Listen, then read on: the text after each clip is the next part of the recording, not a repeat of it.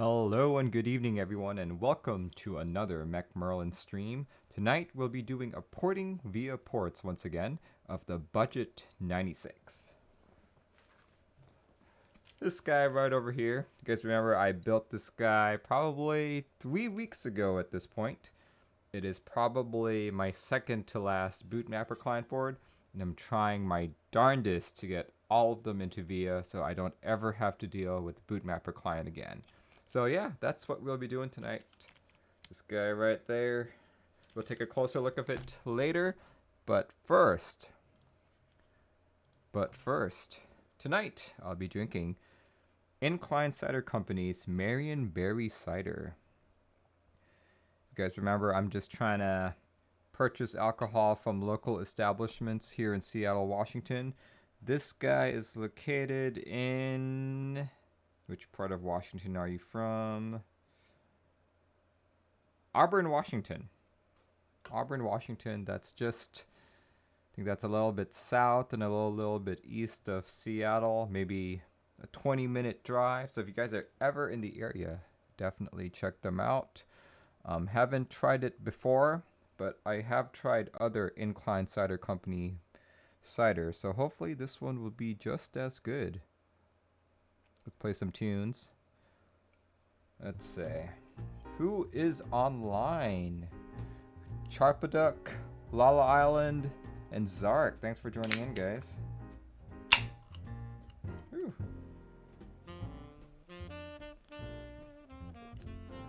Not bad.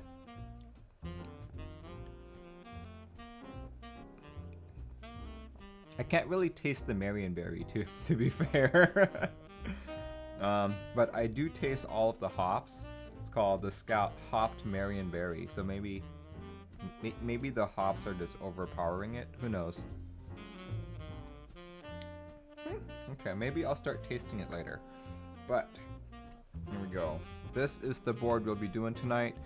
I'm seeing my colors aren't, or it's not bright enough. Hold on, let me check that.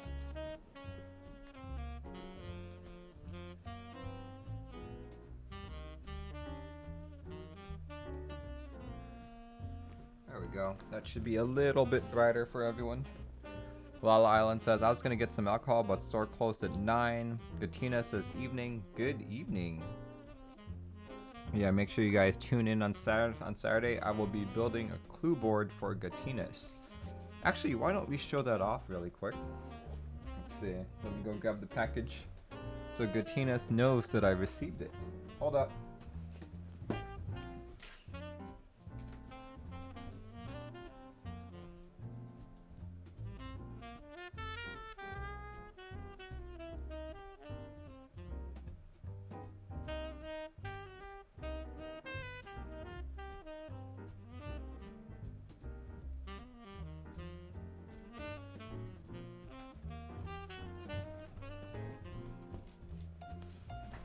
I'm glad that this actually came, just because we've been having problems with the mail. You know, so let's say he has what looks to be some kind of black switches, probably vintage blacks. They look filmed already. Yep, these look like, yeah, vintage blacks. Awesome. Very nice. And just to show you guys what the clue board looks like. There you go.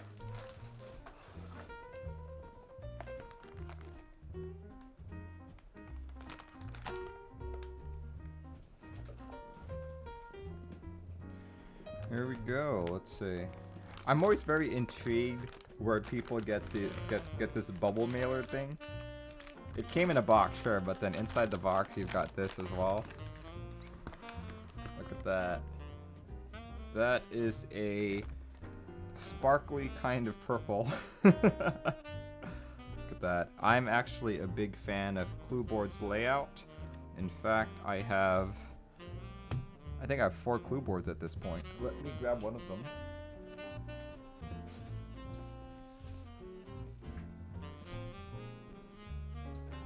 Okay. This is my particular unit.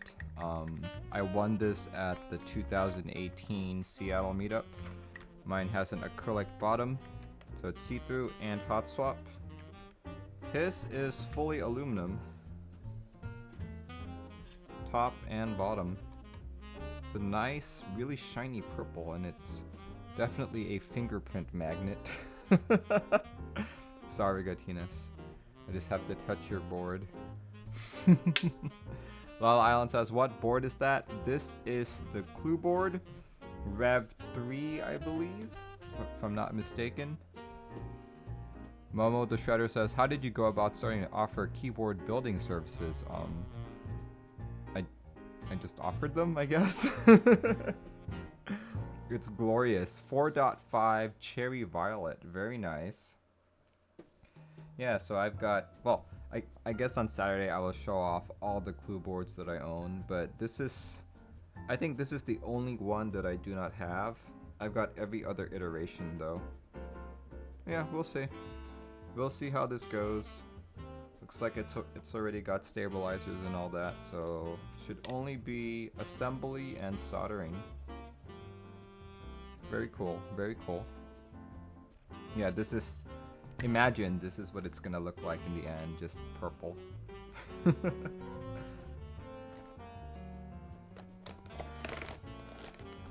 Let's put stuff away now.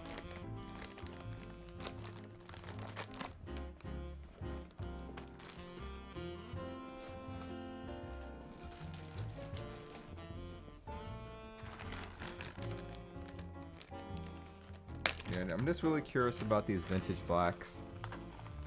How smooth are they? They're already filmed, so I'm assuming they're lubed as well.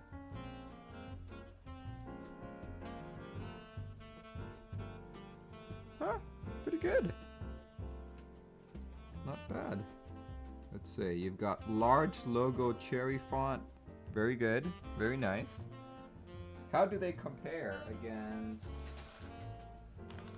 alpacas, which I personally think are the current best stock linears? Bettina says new old stock. Okay. Here. Not like I can tell very much based on loose switch. Here we go. Yeah, alpacas are still noticeably smoother, like a lot.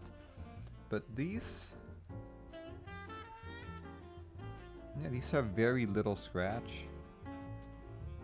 Very nice. Yeah, I think the way that they are right now, they're still not an alpaca, but they, oh, that's the wrong bag. Let's not put it in the wrong bag. I think they feel a little bit more like, hold on. Let me see if I can find something here. Go. You have a linear. In terms of smoothness, they still feel, yeah, I think that's pretty close. The way that you have them now, they feel very close to a linear. I would say the linear wins out by a very small margin. Just based on my loose switch touching and all that. But yeah, these are really good. I guess I will find out once I actually put them on your board. We shall see. We shall see.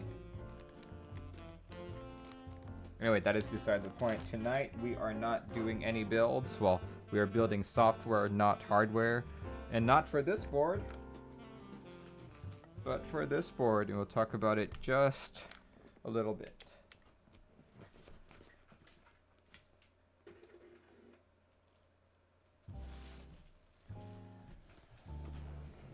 All right. Out of curiosity, where did you find new old stock vintage blacks?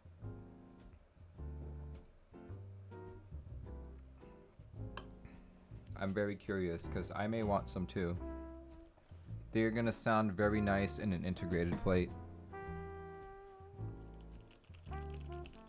Archetype says Merlin, hello.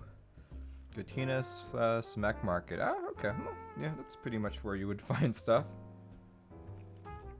Alright guys, tonight's build, tonight's VIA porting, or VIA supporting, will be on the Donutcables Budget 96. This was a board that went into group buy in 2017, I believe, but is notorious for taking a year to get to customers. And it personally took me another five more months just to get it built up, you know? But yeah, I put this into QMK as soon as I received a prototype, and this is actually the prototype board, which it's different from the production one, in which these two keys right here, I have them labeled home and page up. They're flipped around for some odd reason, I don't know. Lol Island says, giving people the full Mech 27 experience. Yeah. I've used this board off and on. It's not exactly my type of aesthetic, and it's kind of too long for me. As you can see, I'm using a 65%. I think these days 75%, which is basically just a 65 with another row on top, is the largest that I go.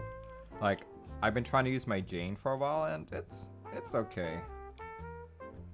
Alright, let's see. If you guys are curious, these are actually keycaps that you can buy from Amazon.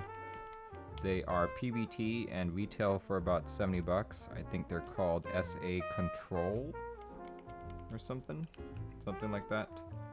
They're PBT and fairly thin for PBT, to be honest. And also, I feel like the stems are very loose fitting, because I'm using Gateron yellows on this guy. I've never had a keycap come off so easily.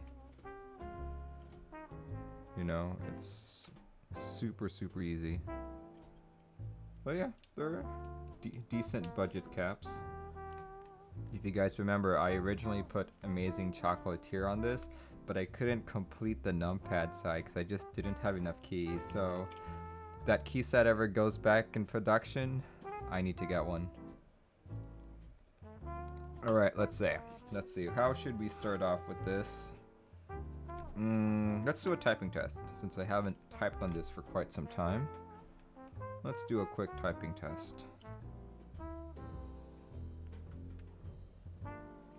Get a Ziploc bag, cut out small strips, press fit the strips in between keycap and stem. Alright, let's do that. Let me set something up here.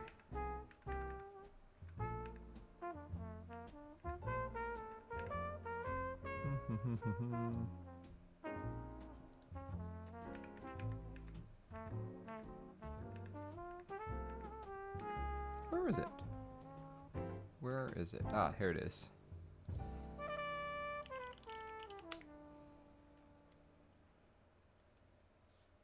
I think this is actually one of my nicest lube switches.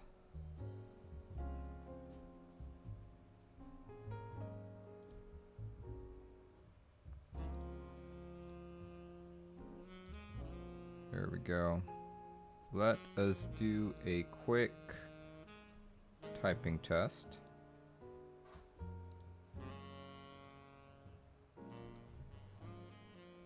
Quick typing test. Let's pause the music a bit. I'll probably actually code this board while typing on the board.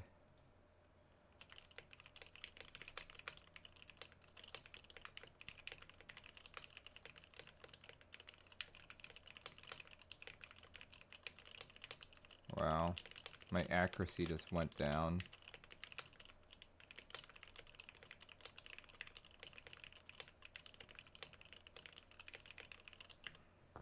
$124, 85% accuracy. Yeah, if you guys remember, I'm not a big fan of these sandwich type cases because I think that they sound horrible. But in this case, this one actually sounds pretty good. Unlike this guy here, who I built this past Saturday. This guy still sounds as horrible as the day I built it.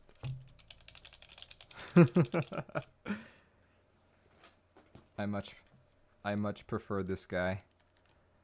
Alright, let's get to coding all this, so I can finally get rid of another bootmapper client board. By get rid, it's not like I'm throwing it away. I will still keep the board, because I still like it.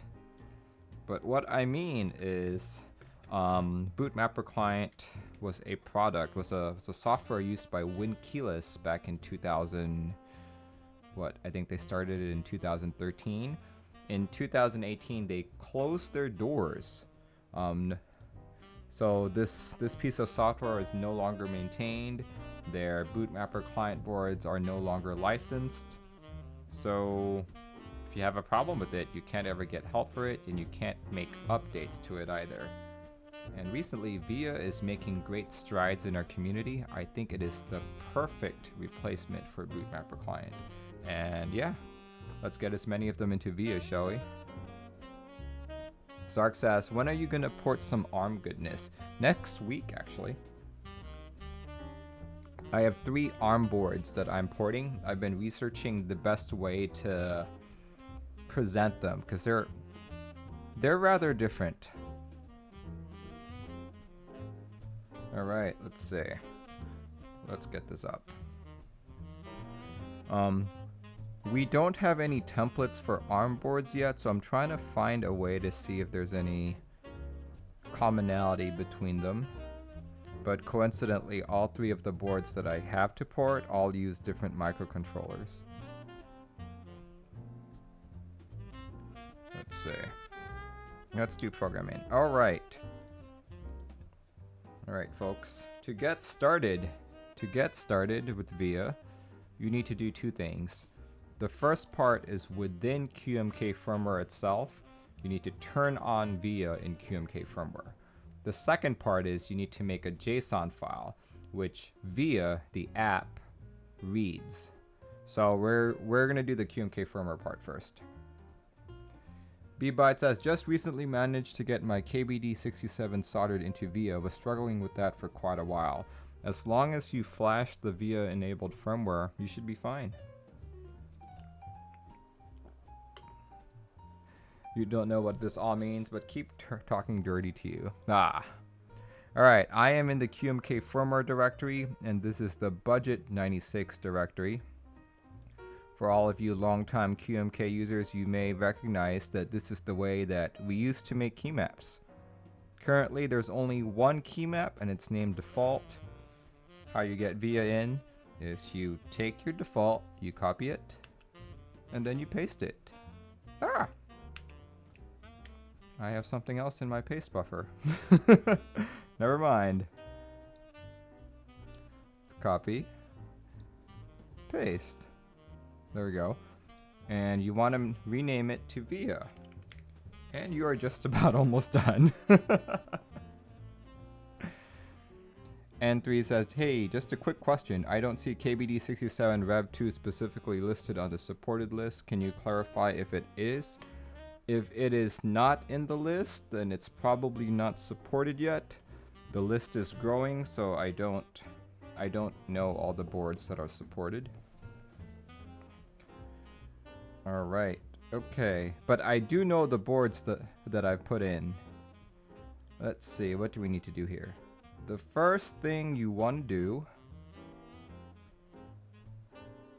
is, let's see.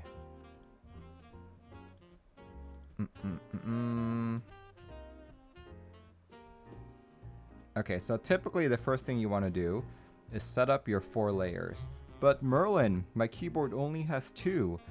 Well, VIA supports up to 4. And if you don't label all of them, if you don't populate all of them, those extra layers that you didn't add to will all just result in garbage. But for this board in particular, because it is so large, I'm going to bet that I can't have all 4 layers. What this means is VIA stores your key map on the EEPROM, and with a board this big, it can't store all of that, including your macros and all your lighting. So I'm gonna bet I may only be able to do 3. That's my bet. So we're just gonna copy and paste another layer right here. Oops, I guess that was not. You know what? I'm not gonna type on the budget 96 quite yet. I'm just gonna use my tried and true KBD 67 Mark II. Okay, let's do this. Copy. Oops, let's try and copy everything there. Copy. Paste. Up our index. And what do we want here? We just want them all defined to KC trans. So let's do that. KC trans.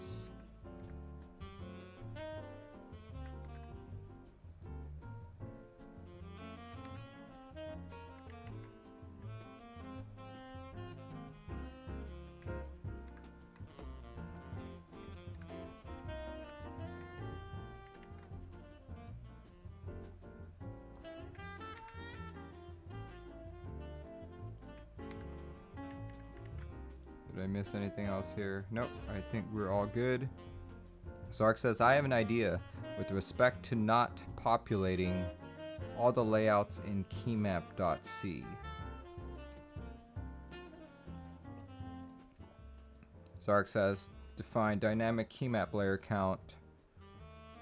Yeah, I think we need to put that in the config file.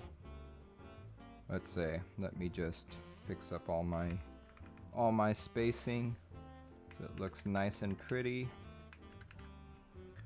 Okay. I'm gonna leave it at 3 for now.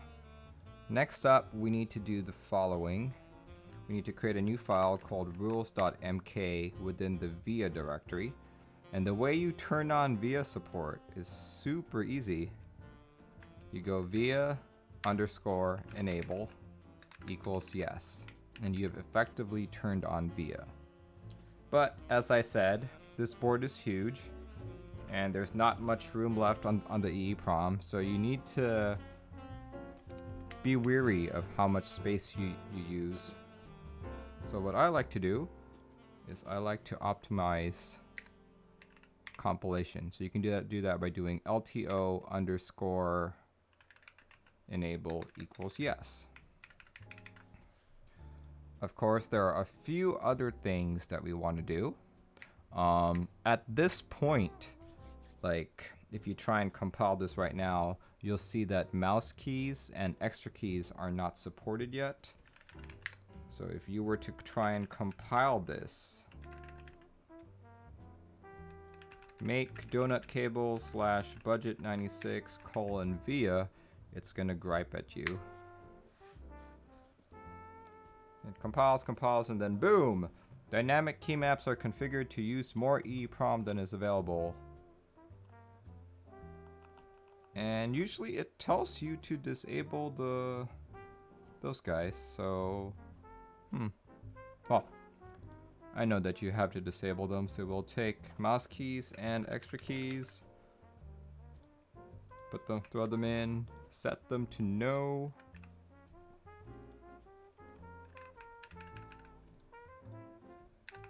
And oh, I know what's happening. I did not set the actual size quite yet. So let me do that real quick.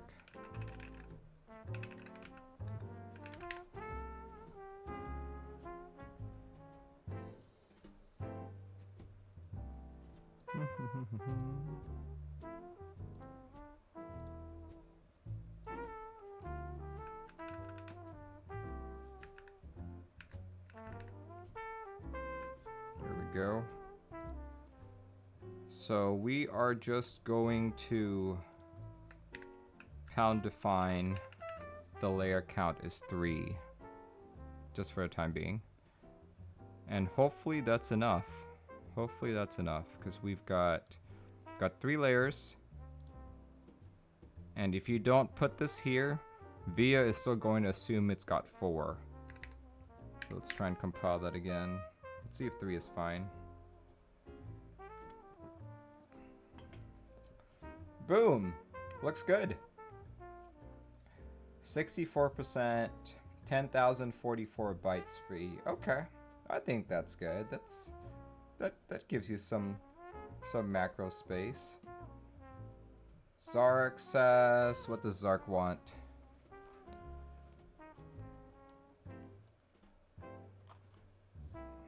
Line 18. Oh, okay. Pound define. Keymap dynamic. Keymap. Ah, okay. The same value as a pound define. Okay, we can try that. So what he wants us to do is take the pound define from config.h, like so. Declare it in your h file or in your keymap.c file, like so. And then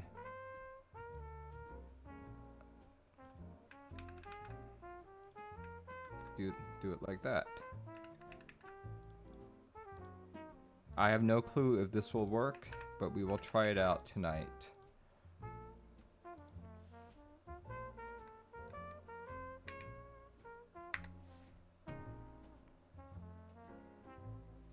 Nope, it didn't work.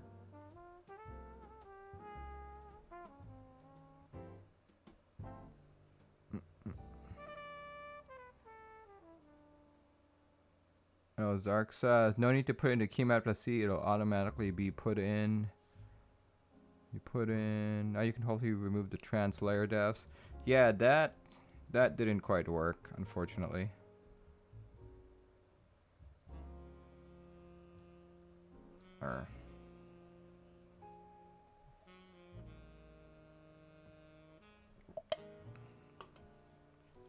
Alright, well, we'll just stick with what was working before.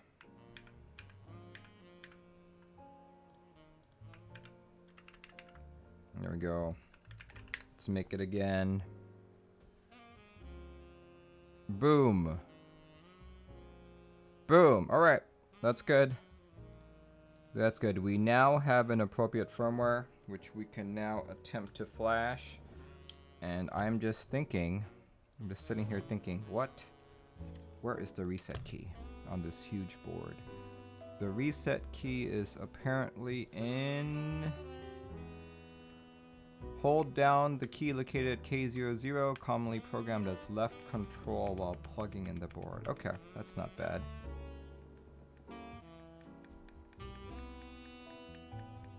Oh, okay, I see what he wants. All right, let's do this. Let's see if what Zark recommended works out.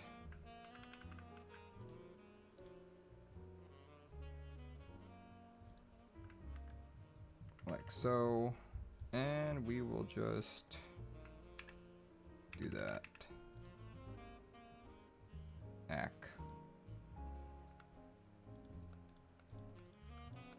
There we go. Let's trigger make again. See if that works. What did I do wrong? Here. There we go. And it works. Great. And because I'm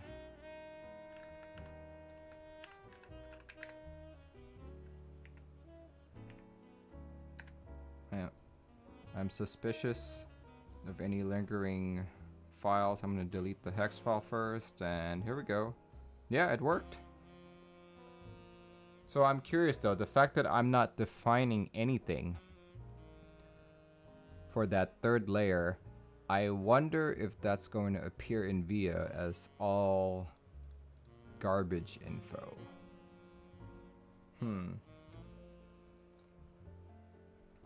Okay, well, I can fix the firmware later, but I will leave it like that and I'll flash it the way it is.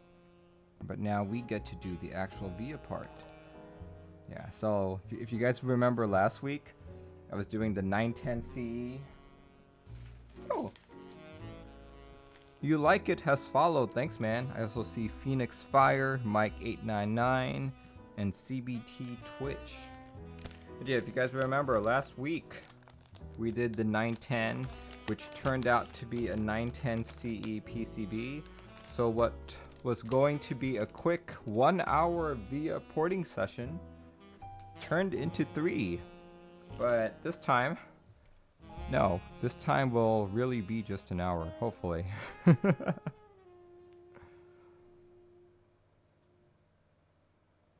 Okay, there we go. Let me set up this next portion before I show it to you guys.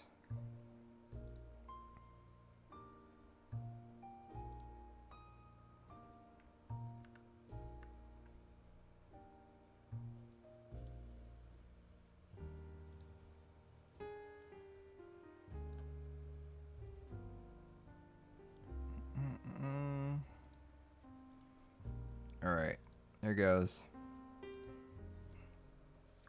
So the next part of this whole task is to actually create the KLE. So as you can see, I've already started on it. So hopefully we don't have much more to do. Let me just fill in all the missing pieces and we should be good to go.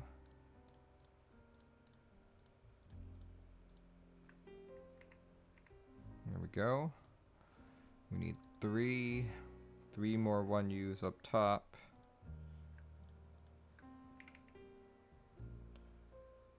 Oh, so I've been getting lots of VIA questions lately. I had a conversation with a gentleman who thought that whatever layout that I put here would be the only layout that VIA would be able to do. No.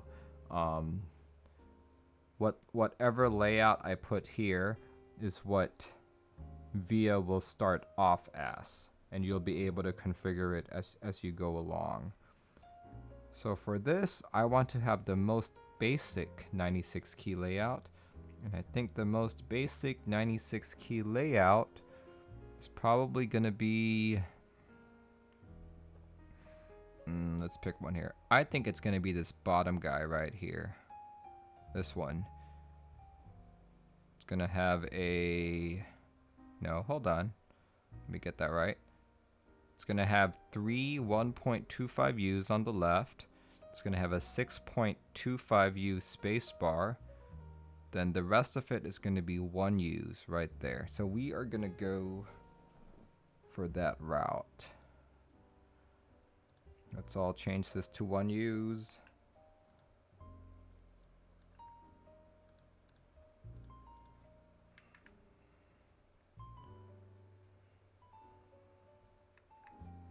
Oops, something went wrong there.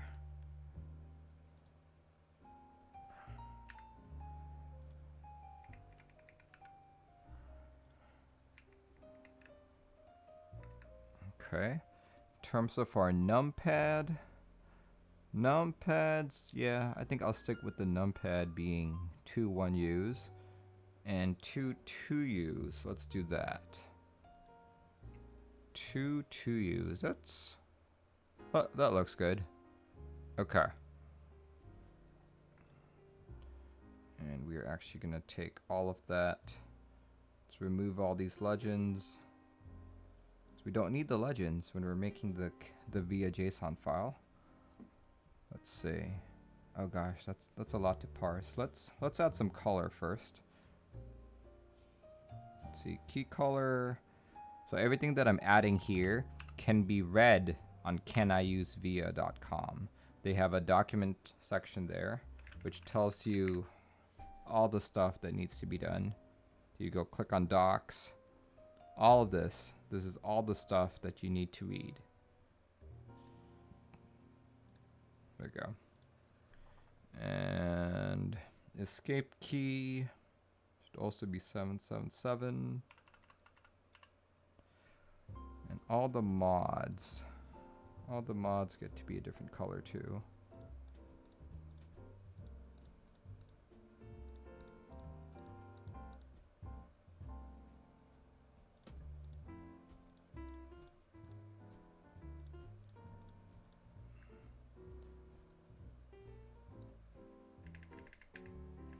So these values that I'm putting on, this is what VIA recommends.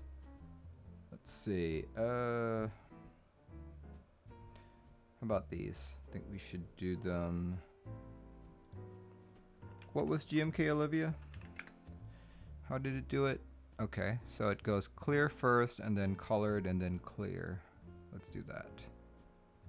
1, 2, 3, 4, clear. 1, 2, 3, 4 as colored. Bingo. And then the last bit. Yeah. Let's make that also colored. Oops.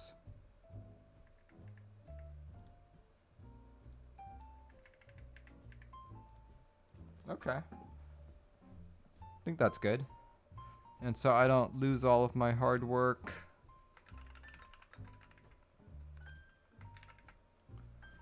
Let's just save that for now. Whew.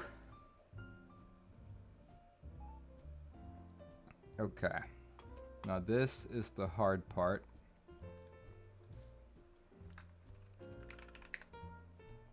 I think what we have is... I just need to look at an actual finished board for the reference. Okay. Mr. Petrov. Let's see, 51 Raiders from Mechs on Decks again. Dang, man. Thank you so much, Mechs on Deck. Wow. Yeah, I am. I know it's a lot later for you guys, so by the time you finish, I'm just starting here. Thanks, guys.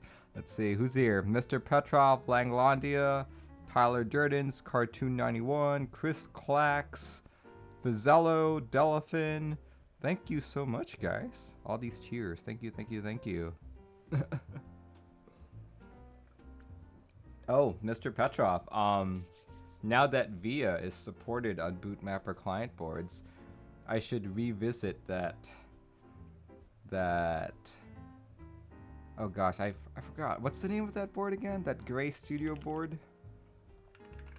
The HB85 that you lent me that one time. Mr. Petrov says OUTs.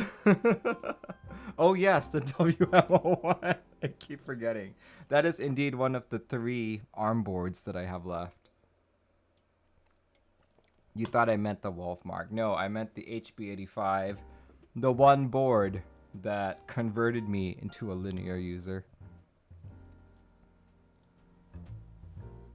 This is a linear board. I would not have chosen linear for this if it wasn't for you, Mr. Petrov.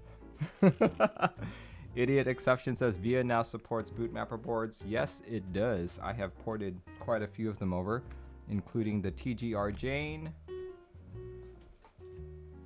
and the TGR 910 CE and a few others, actually. Langlandia says, did a certain Fropsy talk to you about a certain 660? Yes, I have been poking away at it. You should hear from me sometime by the end of the week. Dun dun dun! Zion TV says, Merlin, what's that 65? This is a KBD67 Mark II RGB with the V2 PCB. It's running Yock Tactiles. Chris Clark says, hey brother, quick question. Trying to use VIA with my KBD75 V2. Do I need to download the hex file? It doesn't seem auto-detected when I plug it in. Yes, you do. VIA is a configuration that you turn on in QMK. So if you're using QMK without VIA turned on, it will never turn on until you flash QMK with VIA turned on. I actually have a video that shows you how to do that. Olivia says, Olivia, it's been a hot minute since I last saw you in NYC. It's been a hot minute since I saw either of you in NYC. Right, yeah. Olivia, this is my second to last Bootmapper client board. After this, it's the Skoglite, and then I will be done with all Bootmapper client boards in my possession. Woohoo! Zark says, Mark is the only one who ever does anything. Yeah, you know. I'm the only one who ever does anything. Well, I do a lot of porting, but I leave it to people like Zark who do all of the core features. Yes, in fact, Olivia, certain individuals in the community reached out to me to have their Bootmapper client boards ported. So, yeah, that's a good thing, because all of them need to be ported to VIA. The only thing that we can't get past, though, is we can't do mouse keys and we can't do volume keys.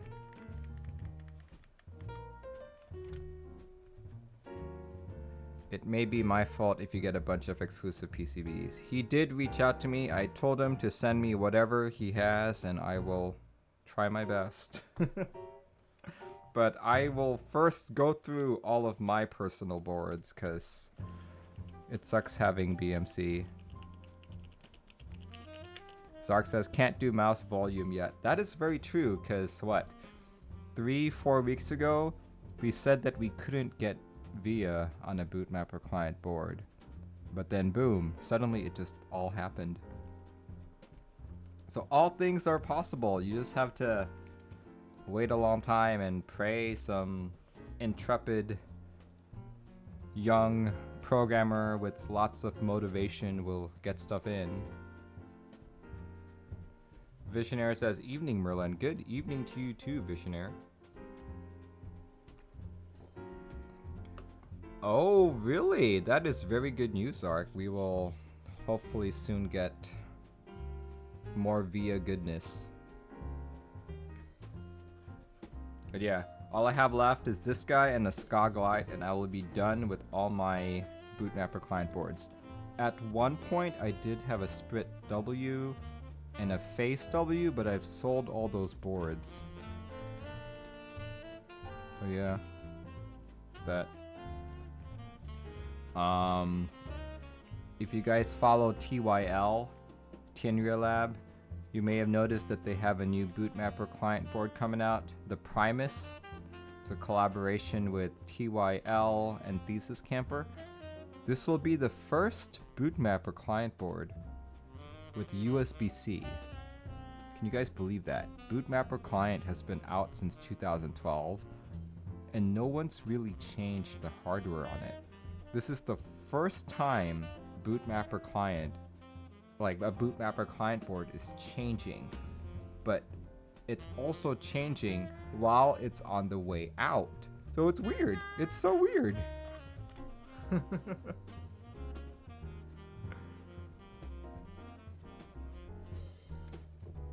But yeah, I kind of want one just for the novelty. So even if I don't go in on the Primus, I might just ask Thesis Camper or someone to like send me a PCB. It can be a broken PCB for all I care. Just want to hang it up and be like, this is the first Bootmapper client board with USB-C. Visionary says, is that an adult cider beverage? Yes, it is. If you've been tuning in lately, I have been trying my best to buy alcohol from local breweries, local wineries, and all that stuff. This one is Incline Cider Company, located in Auburn, Washington. For those of you who need geographical help as to where Auburn is southeast of Seattle. It's about a 20-minute drive. Bottled and manufactured, or bottled by Incline Cider Company in Auburn, Washington. It even has a zip code, 98001. So yeah, I've been drinking mead from Battlegrounds, Washington. I've had stuff from Portland too, but I'm just trying to keep all of my purchases within the Pacific Northwest.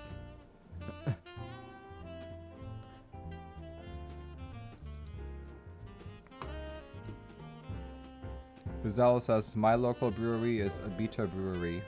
Very nice. Which part of town are you in? Which state are you in?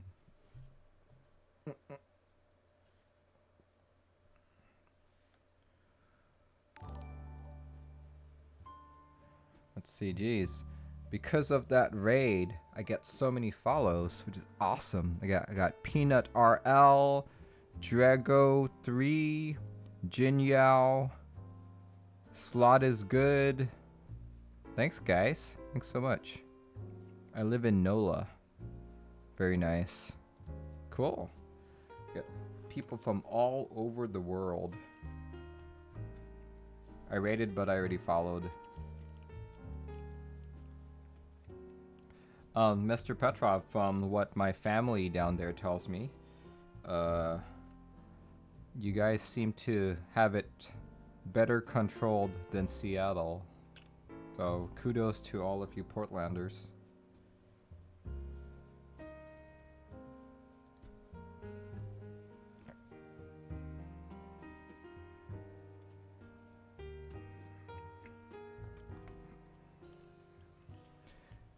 My aunt in New York is celebrating her 70th birthday today, and it would normally be like a big celebration because she turned 70, you know. So it's like, because she's in New York, she can't really go out. We can't really have like a family celebration for her. So yeah, I think after this stream, I might go on. There might be like a family get together via Zoom, of course. Reason on Twitch says, following along with this for my white fox. Ooh, awesome. I should probably get right to it. Okay. Let's go back to the code. So right now, what I'm doing is I am trying to get a keyboard layout editor that's sane. So, just so I don't get mixed up, I am actually going to choose to not do the 3 1Us here. I'm going to do the 2 1.25Us so that it better matches my existing layout.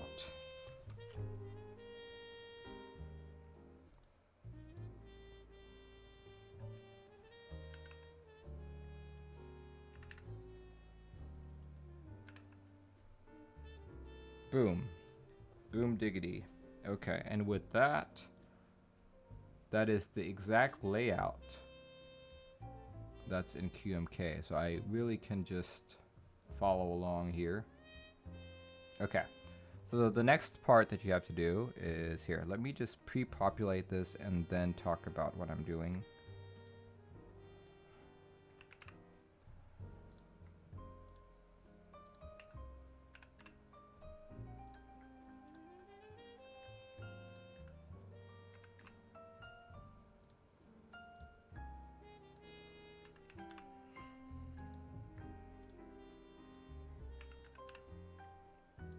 Alright, so what I've done here is populate the top leftmost section in KLE with 2 numbers, 00, 10, 20.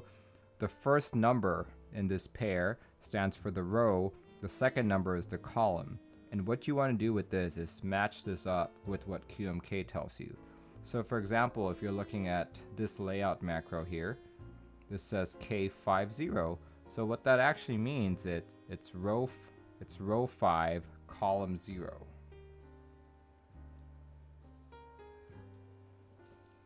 Let's see. Zark says, recent on Twitch, White Fox won't be able to save via. Oh, really?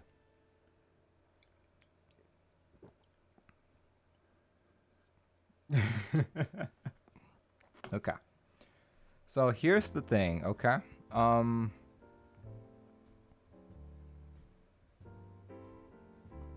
Let's see, how can I best explain this?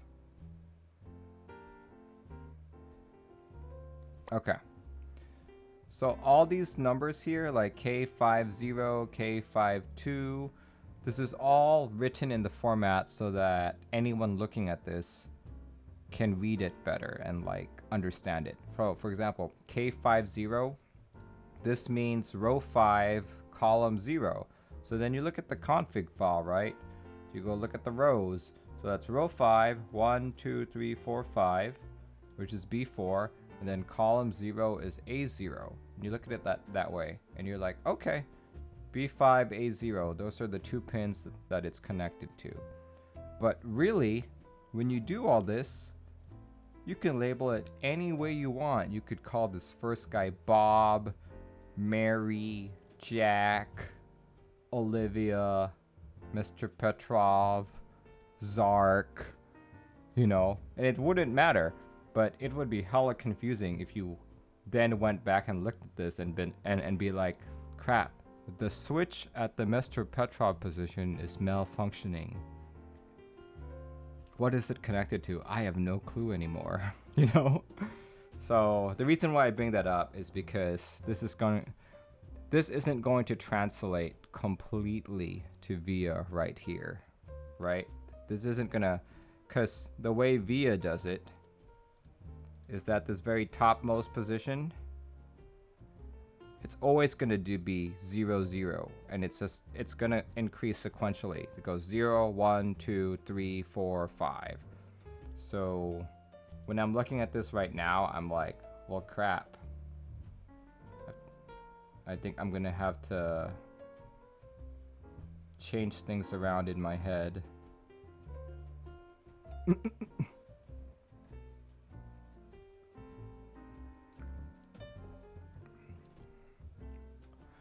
Reason on Twitter says, thanks for saving me time. Let's buy a better keyboard.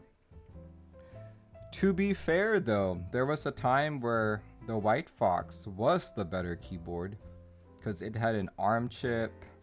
It had lots of, it had USB-C. It had lots of things in place.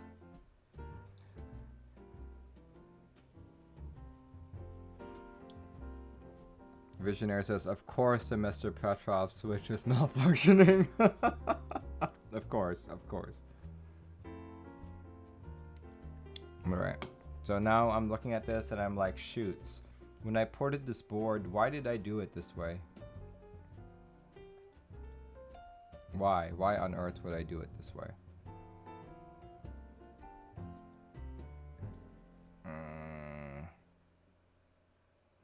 Zark claims he is the QMK prom guy. Olivia says the Infinity 60 wasn't so long ago. In the scheme of our entire keyboard hobby, the Infinity 60 happened like in the Middle Ages.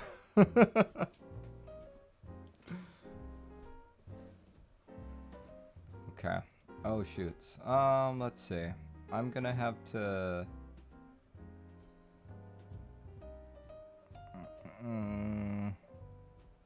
Okay. I'm just gonna have to rotate this around. So 5 would actually be 0, 0, 1, 2, 3, 4, 5. Okay, okay. We can do this. Olivia says, I forgot I'm a dino.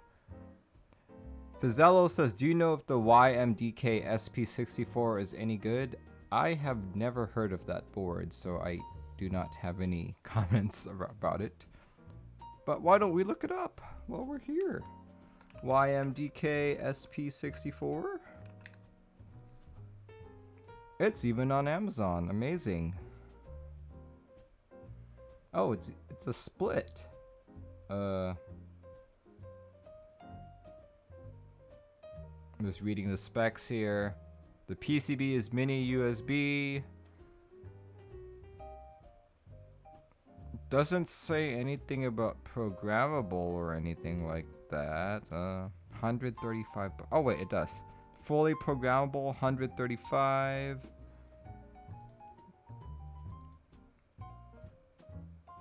I'm willing to bet this is a bootmapper client board of sorts. But it doesn't say it anywhere. So, yeah, I don't know. I don't know if it's any good. Gannibal says, pretty sure all of YMDK is bootmapper. Then it probably is bootmapper client.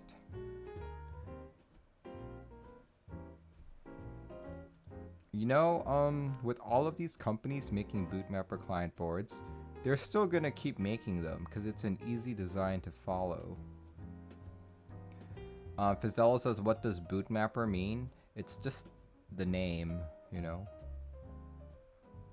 That's the name of the tool. It's like Amazon. What does Amazon mean? Yeah. Okay. So I should probably stop drinking for a bit because I will for sure mess this up. Because 5 needs to be 0, and so forth, so on. So let's just not make any mistakes here. I hope. And I already made a mistake. It's not the first key that I changed, it's the second key.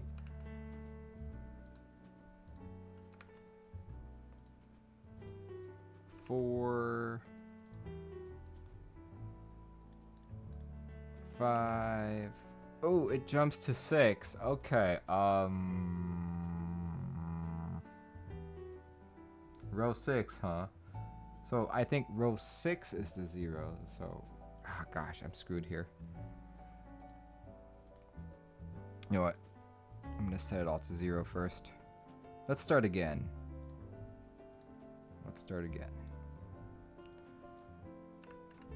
So much for being a shorter stream tonight.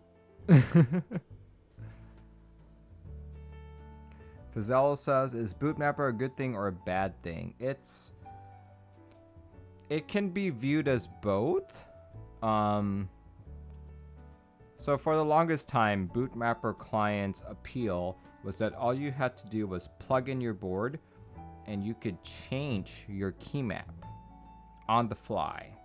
Like you wanted your A to be A, you just clicked on A on the bootmapper client tool and it would automatically change it on your board. No need for reflashing, no need for resetting your board, just plug the board in and it's all good, right? And of course, this was like an aging tool. So it's in Korean. Well, it's in English too, but you know, the documentation was in Korean. So there were little things off about it. But the one thing that I really enjoyed about it was that you could change, you know, you could change the lighting on the fly. You wanted red, you just clicked on red and it was all red. It was perfect. So it sounds good, right? It sounded really good, just that, you know, it was an aging tool. If there were problems, no one's there to help you because the people who made Bootmapper Client closed their store in 2018. Not like they maintained it anyway. You know? So all of that is good, right? And QMK was the thing too. Like QMK started, what, 2014 or something? And it allowed you a lot more programmability, but you still had to flash your board every time you wanted it to change your key map.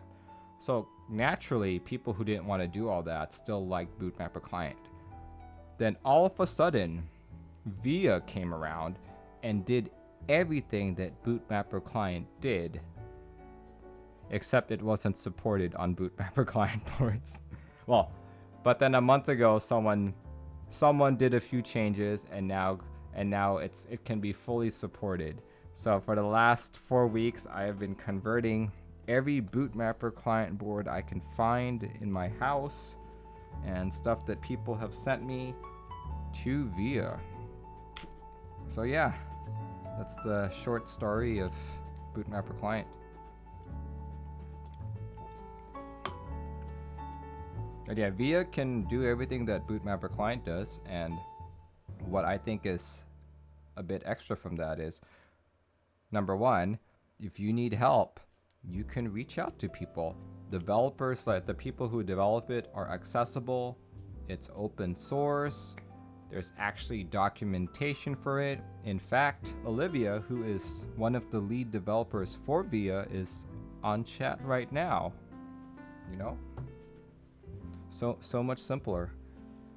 To be fair, I'm not part of the Korean community, so for all I know, there's probably the guy or girl who made BMC probably shows up in chat in Korean Twitch streams. Who knows, right?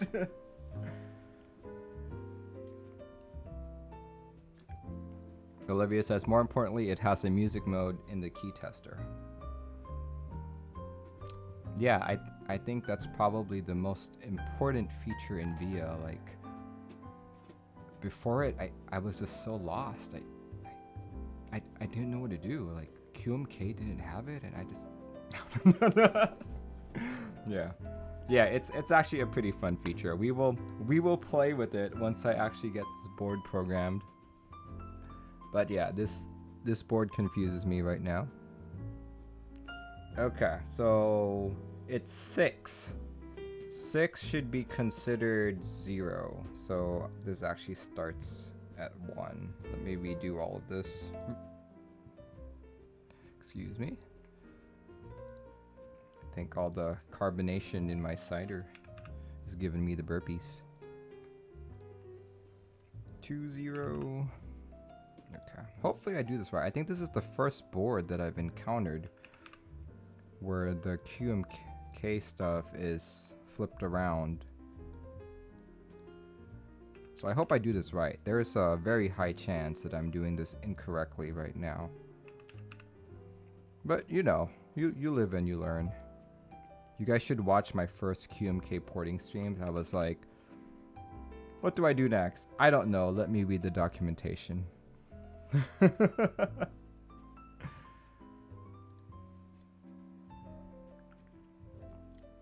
Okay.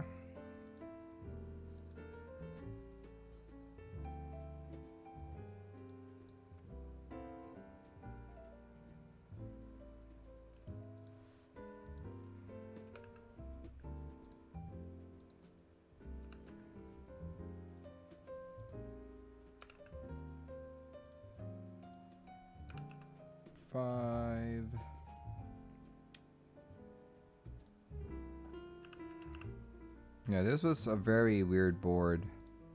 If you guys can see the matrix, which is right here on the right side of the screen, you'll know that it's completely it's all over the place.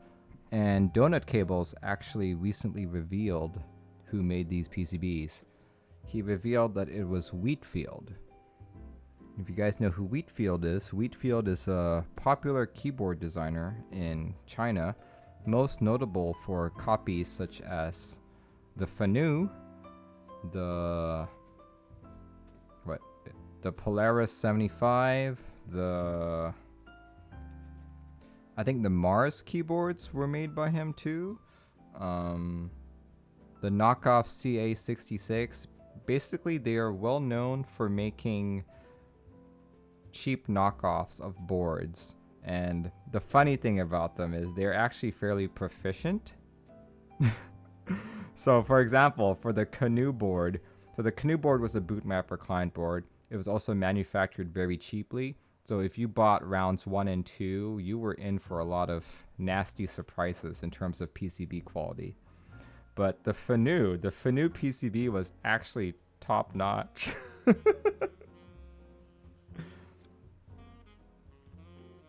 It even had USB-C.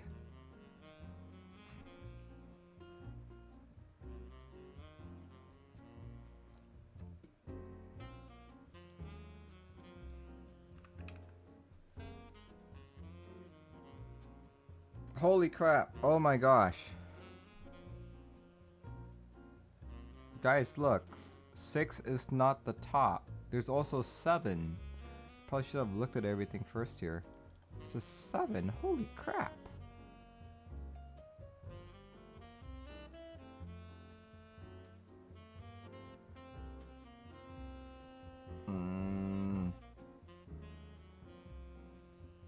Okay.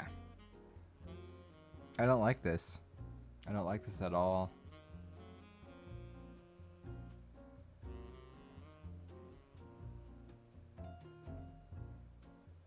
You know what? There's something I want to know about VIA. Can I actually... This is going to confuse me a lot, so I think I might try just copying it over completely, and I'll see what happens. Let's see what happens here. Let's just be dangerous. Let's see what happens. And why am I pressing this board? This board is not working for me.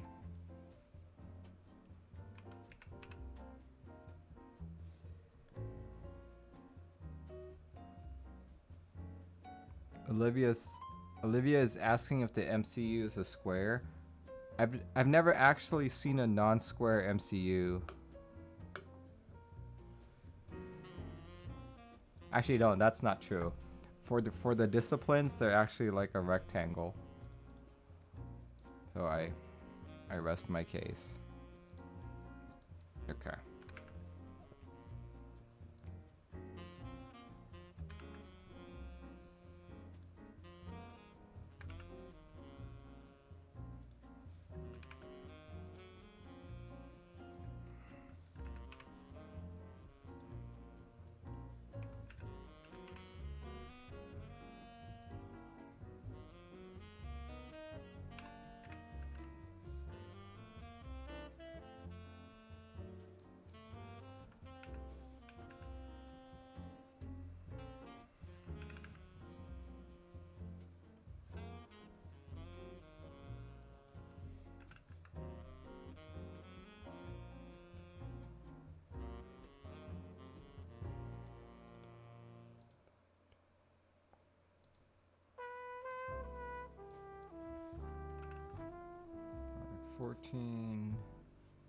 So confusing.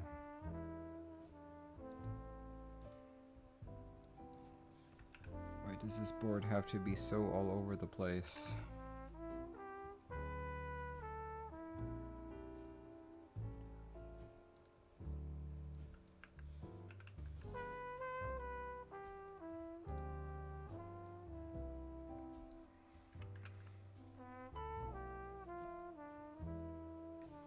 Oh. 214 013.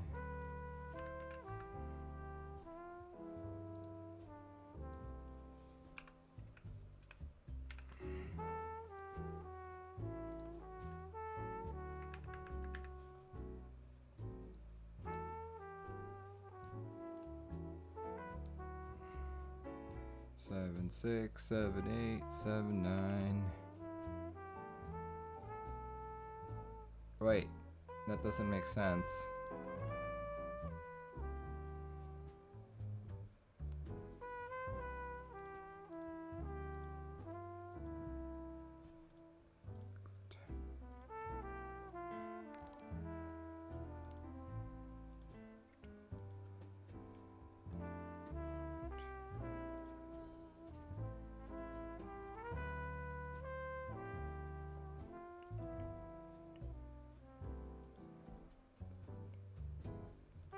Oh, I see it. 7, 6, 7, 8. I'm still missing a key here though. 7, 9. What the heck?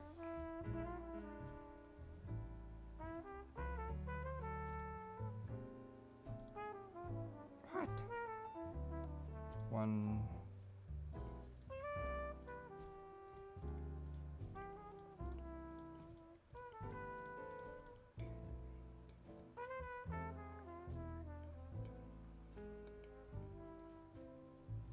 Okay, I am off by 1 at some point here.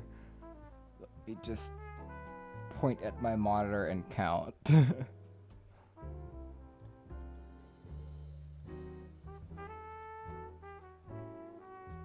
I see it.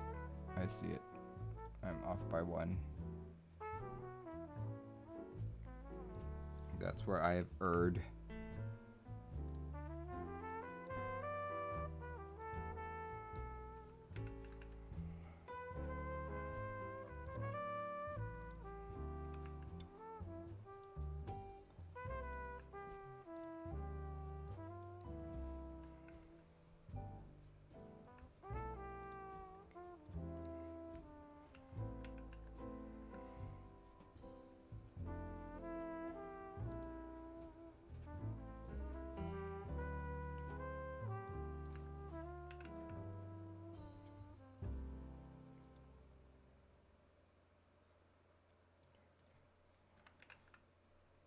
Zero 13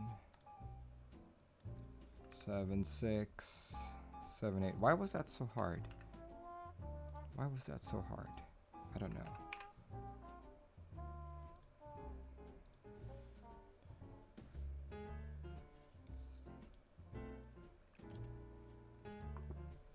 Okay. Hopefully this second row won't be as difficult for me. Though I have a feeling that it will. Hand-eye coordination is decreasing right now.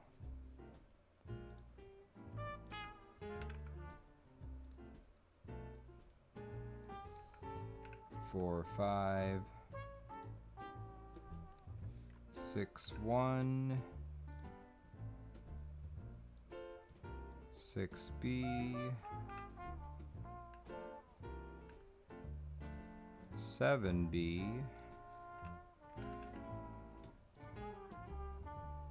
7, 1,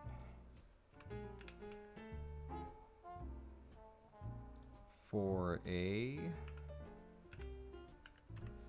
4B,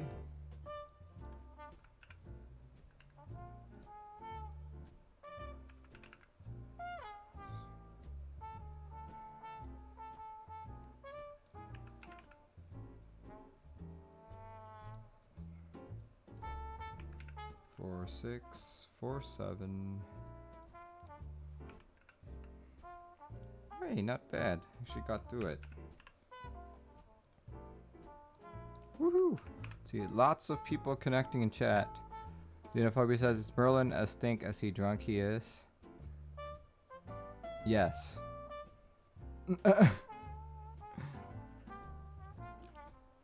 Olivia says, yes, it needs to be plugged in to have power.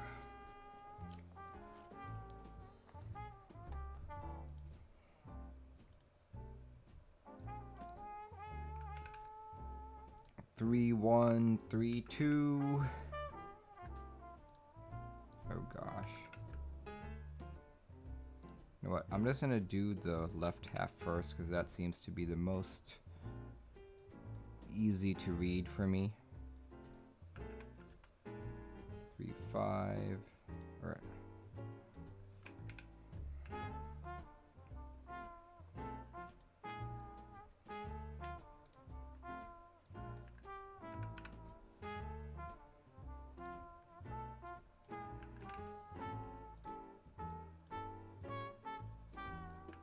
So, funny story, when I first got this prototype board, Donutcables had actually tried to do the QMK port himself. And he got so confused, nothing he did was working. And he was really stuck at the switch matrix port. So he kept sending me all of his notes in order to do it. And sure enough, we were both confused for a very long time. Until I actually sat down and spent, I think it was a good hour, just tracing the matrix. And of course, you know, the first time I traced the matrix, I missed a few things. It's not fun at all.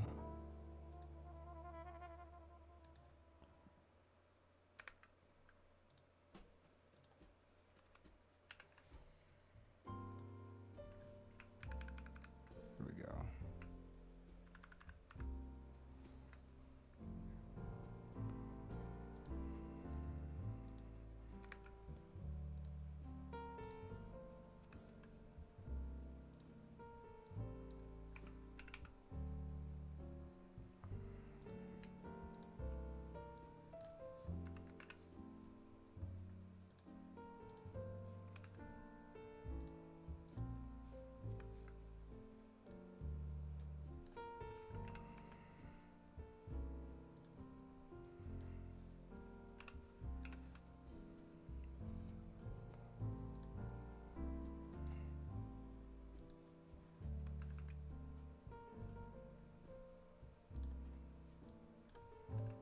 Six, 6, 6, 7, 6, 9,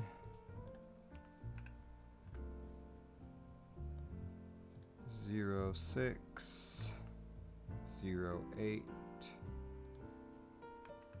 and 0, 9. Okay. Whew. Whew. Okay. Okay, hopefully, let's see. Let's start 6-4, 6E. What is 6E? 6E is 614, right? Say, let me count on my fingers. A is 10, A, B, C, D, E, 10, 11, 12, 13, 14. Yep, that's 614. Good, I still know my hex.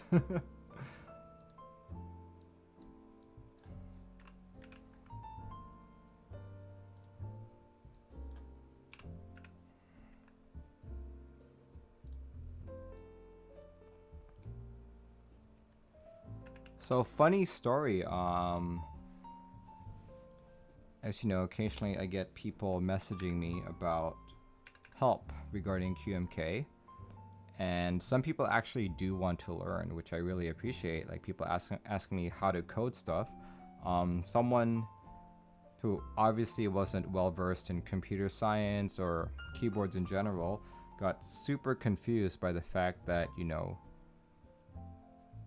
hex was a number system, and hex is also the file extension for some firmware files. So that was a very lengthy conversation.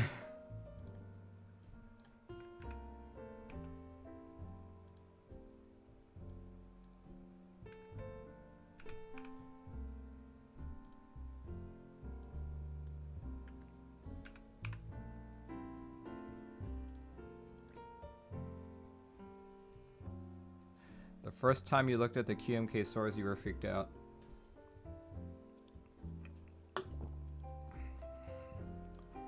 That usually happens whenever you look at new code. Always like, what the hell is this? What have I gotten myself into?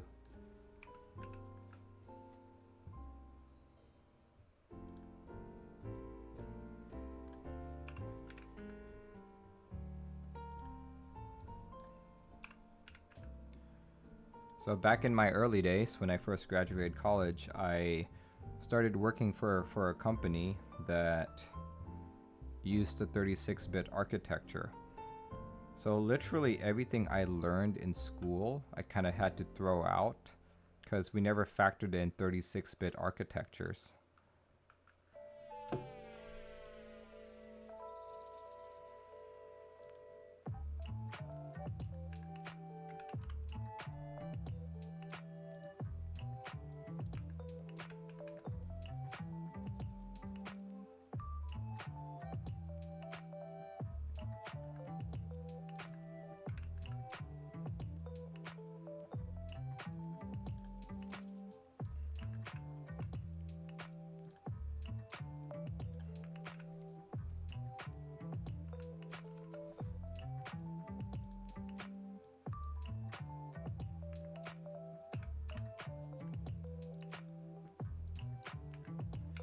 Whew, I think I'm almost done here. There's one more row to go.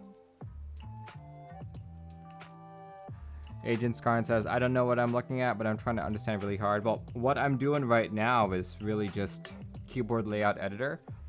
And I'm taking all these numbers in the layout macro in QMK firmware. See, K53. That stands for row 5 and column 3. So I'm basically taking 5.3 and putting it up here. See? Where each key corresponds to an actual physical key on the keyboard, you know.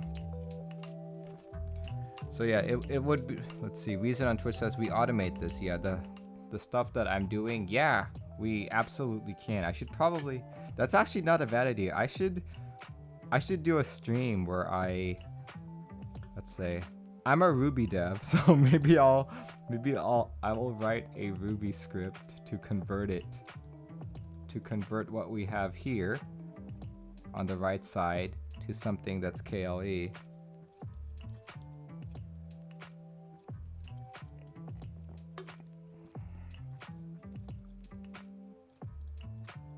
Let's see, where did I leave off here? 6.2.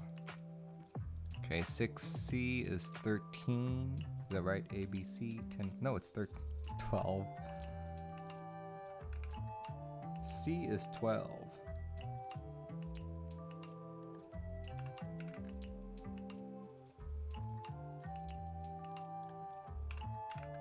7.2.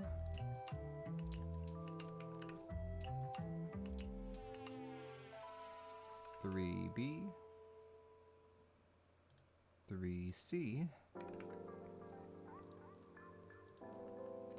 3.6. 7, 8, 9.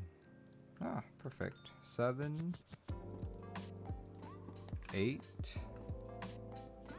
and 9. And I think I'm good. So typically you would add other layout support, but I'm just very, very interested to see if I did this correctly. So the first row is defined as row 5. In this case, yes, because if you look at this, first row is defined as row 5. In most cases, the first row is usually defined as row 0, but it just really depends. Bootmapper client boards are all over the place. So here we go. Let me just set up the next thing that I need to do here.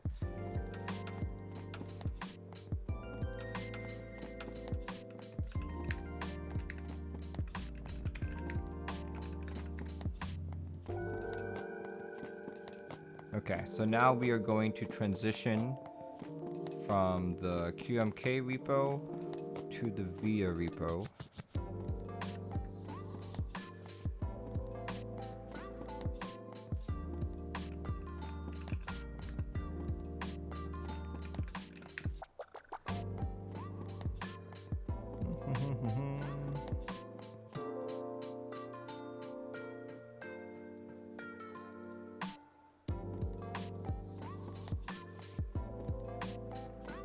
Snug says, hello, will a 2.25U left shift keycap work with the 2U plate? I'm new to building.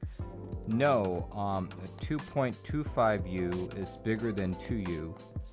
Because 2.25U, like the U stands for units.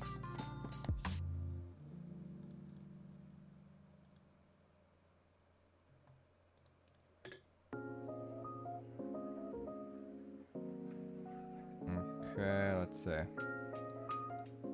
We need to, here we go. Let's do this. Okay. So to construct your JSON file, you need to go to caniusevia.com, look at the docs section and the specification, and your JSON file needs to include all of these required properties, right? All that. So what I usually like to do is I like to go to a board that I've already done. One of the boards that I've done is a 1UP60 HSE. I like to take all that and essentially copy and paste it. Let's see. Donutcables, I assume, will have other boards in the mix. So let's give him his own directory, Donutcables. And we want a budget96.json, like so. And we're just gonna copy, oops, sorry, I knocked my mic. We're gonna copy and paste the contents over, just so we have the formatting correct. And we're gonna delete some things that shouldn't need to be there. So let's call this the budget 96.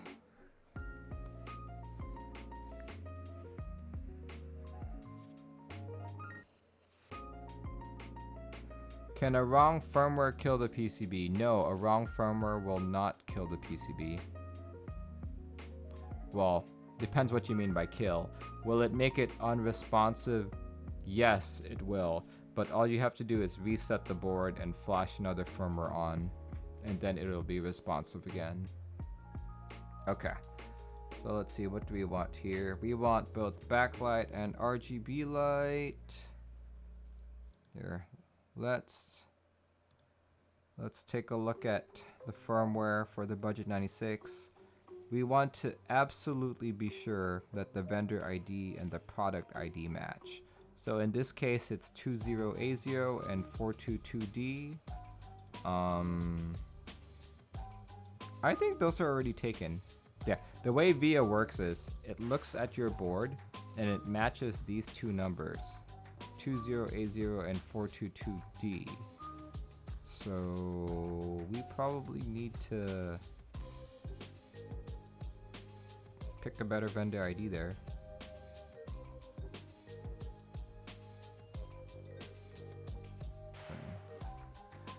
Xenophobia says, that's not, oh yeah, it's not. This is just the first thing that showed up when I was looking for Donutcables.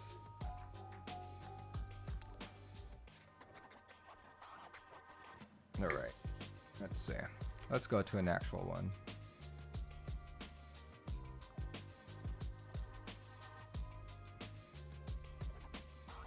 Keyboards. Donut.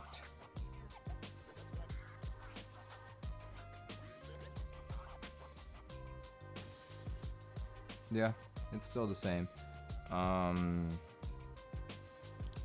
I think this is actually the default vendor ID and product ID for all Bootmapper client boards.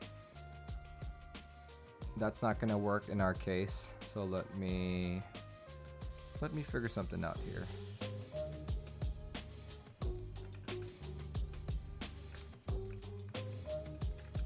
Florence says, hello, am I able to port my own custom keyboard in VIA? Absolutely, I am. This is what this stream is all about. I am showing people how to do this. And every stream is different, every Tuesday stream is different. Some streams I mess up a lot, some streams I mess up a little. And yeah, so just check out this stream and all the streams that preceded it.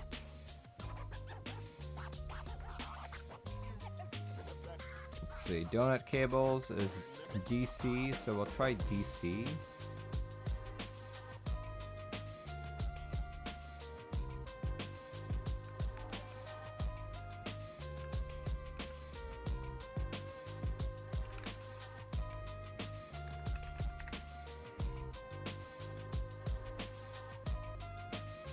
Tiger Man says, if I build a keyboard and I buy a kit for hot swappable PCB, would I need to program it? It should come with some default firmware from the factory. It's probably firmware that's old. You know, if you like the way the key map is set, then you don't need to program it at all. But if you want to change things around, that's when you would have to do it.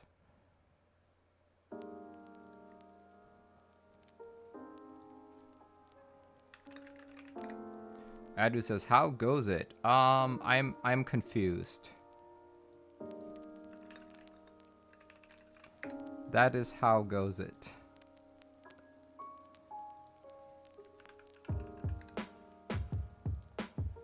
Okay, looks like 4443, which stands for DC Donutcables, is not being used anywhere. So that's good. Let's stick with that. 4443.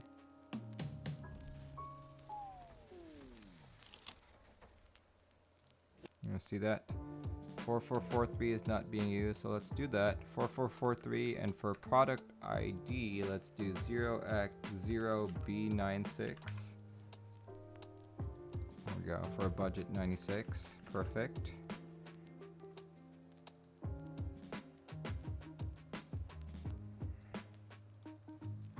Eight by 15. Let's make sure the rows and columns here match up with the rows and columns. And for key map, AduB2 says, what's this for? This is for the budget 96. So you can see here, budget 96. And did I set the stream title correctly? Yes, I did. All right, we want to get the JSON file. Do download JSON. Boom.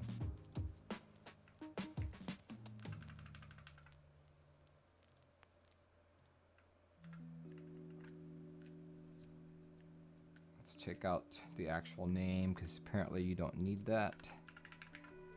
And now we're gonna flash the board.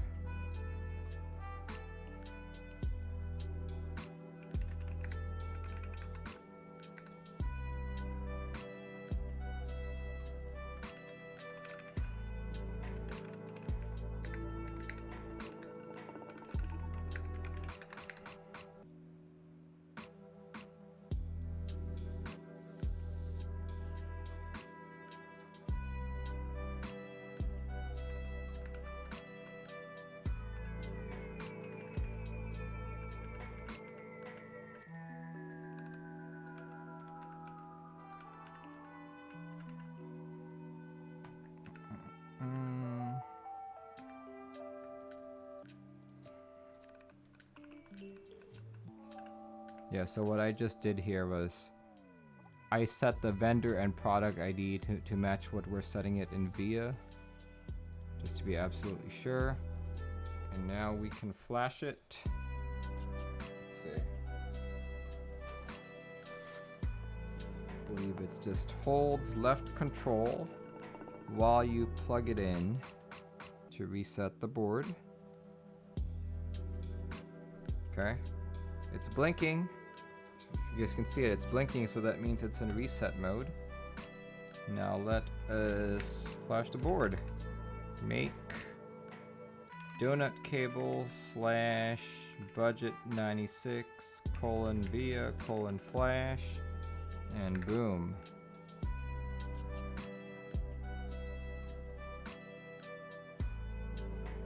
It's flashing.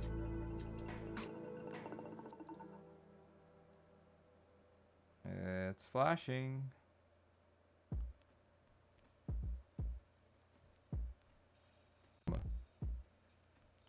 Awesome. Okay.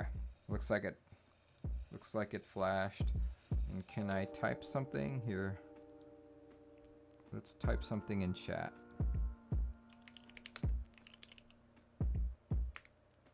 There we go. Yeah.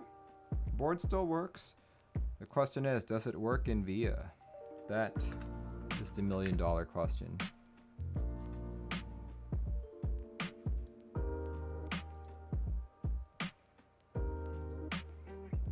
Alright folks, so I've just opened up VIA here. You want to go to your design tab right here. If you don't have it, make sure you go to settings and enable it. See that? Go to design, and you want to load up the JSON file that you just created. So in that case, there we go. And if I did this correctly, I should get a representation that looks like the KLE back here. Boom! That seems to work. So what I like to do is unplug the board first. Click on configure. As you can see, it's currently detecting my KBD67 Mark II RGB V2. Which is that guy right there. Like, as I said, I am on a quest to convert all my boards to VIA. So let's plug it in. When I plug it in, it should detect. I've plugged it in, and macOS detected it. And looks like I have an arrow key there, so hopefully it works. Hopefully it works. Alright guys. I have a very strong feeling the keys are going to be all over the place. Here goes. Hey, it worked! Oh my gosh, it actually worked. Woo, woo! Not bad. Not bad, Merlin. Let's see. So yeah, guys, I am actually legit surprised that it worked. I was a little concerned there. But actually, yes. Numpad's busted. Okay. That shouldn't be too big of an issue. Looks like I missed a key somewhere there. Let's go fix it up. Let's go fix it up. Good, yeah, so far so good. Oh, Tigerman, I see you followed. Silas0 has subscribed. Go Mean Green has also followed. Thanks, guys. Alright, let's see. Olivia was touting that the key tester had the best functionality, so we're gonna play some of that. There we go. Key sounds.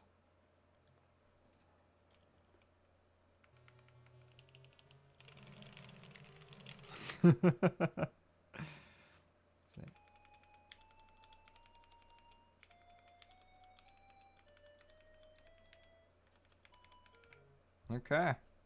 Cool. All right. We still have a few things to fix. I think I messed up the pipe symbol, so as long as everything moves over, I should be good. But before that, before we go into that, I do want to talk about some of the lovely people who make this stream possible. So tonight specifically, the Budget 96 was sent to me by Donutcables way back in the day to get it ported into QMK.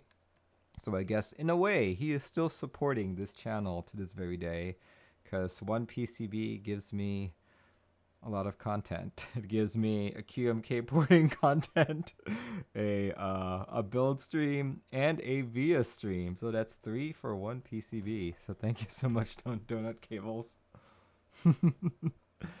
But in terms of my actual sponsors, let's start off with Novelkeys. Novelkeys is located in West Virginia. He normally ships really fast, but due to COVID, as you guys can see, processing and shipping orders within 3 days. However, due to COVID, shipments domestic and international can be delayed. Despite that, he does have a few group buys currently going. I realize I should play some music here while I'm doing this. There we go. In terms of keysets, he is currently doing a group buy for GMK Bushido. I've mentioned it so many times, but I absolutely do not like these colors. I, however, really do like the desk mat. So, if not the keyset, I will definitely purchase these things. Xenophobia, thank you so much for doing that. Yeah, so you can get the desk mat for $14. It's only during the group buy that these desk mats go on sale. Let's see, how much was Bushido? Bushido on a base kit is actually $125, which is fairly cheap, actually. Very nice. Let's see, in terms of other group buys, one that I am personally getting in on is the 7V. You only have 2 days left, I believe. May 1st. May 1st. This is a very expensive 75%. I believe minimum is going to be 450. Jumps up to 455, and of course you still have to buy switches and everything for this. This is a truly gorgeous board designed by Gawk. It'll come QMK and VIA supported already with the novel leaf spring PCB mounting. Rumor also has it that this daughter board here will come with ESD protection. Yeah, I am definitely getting in on this. 75% is one of my favorite layouts. I'm actually dying to build my Xeno. You guys should see it probably in 2 weeks. Hopefully I'll have all the parts by then. But yeah, look at this board. This board is so beautiful. I actually prefer the look of this over my Satisfaction. But yeah, definitely check this out if you guys like 75%. The other board he's doing is the Decent 65. Let's see. One thing about the Decent 65 is that it comes with so many different colors. Look at that. It looks very much like an M65A or a Doro 67 or a Koyu from the top, but the differences start on the side. Look at that. I think that's a higher angle than either of those two boards that I just mentioned. There you go. That's a better photo. Right there. Look at that.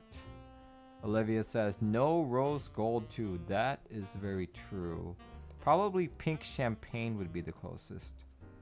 Here, let's see. I know there was a link that showed all of them. There we go. Cerakote colors. Cerakote colors. Pink champagne looks to be...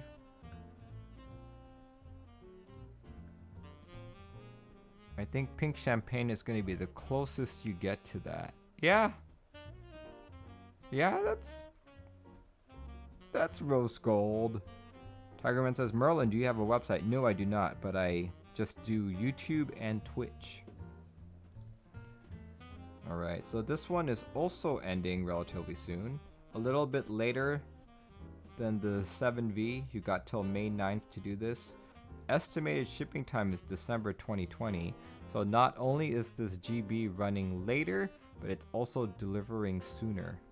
The 7V is actually being delivered to customers in February. So yeah, just keep that in mind when you choose which boards you want. For decent 65, I remember reading like the Geekcat comments that this was supposed to be a relatively low cost board, but for $390, that is approaching Iron 165 category and all that. So I'm a little bit dismayed that it costs that much. Oh well. Okay. My next sponsor is Keebio. And the reason why I have the BDN9 set up is because I've been staring at this board for days. I've been wanting one for the longest time, and it's only $12.99. I should probably just add it to my cart right now. There we go.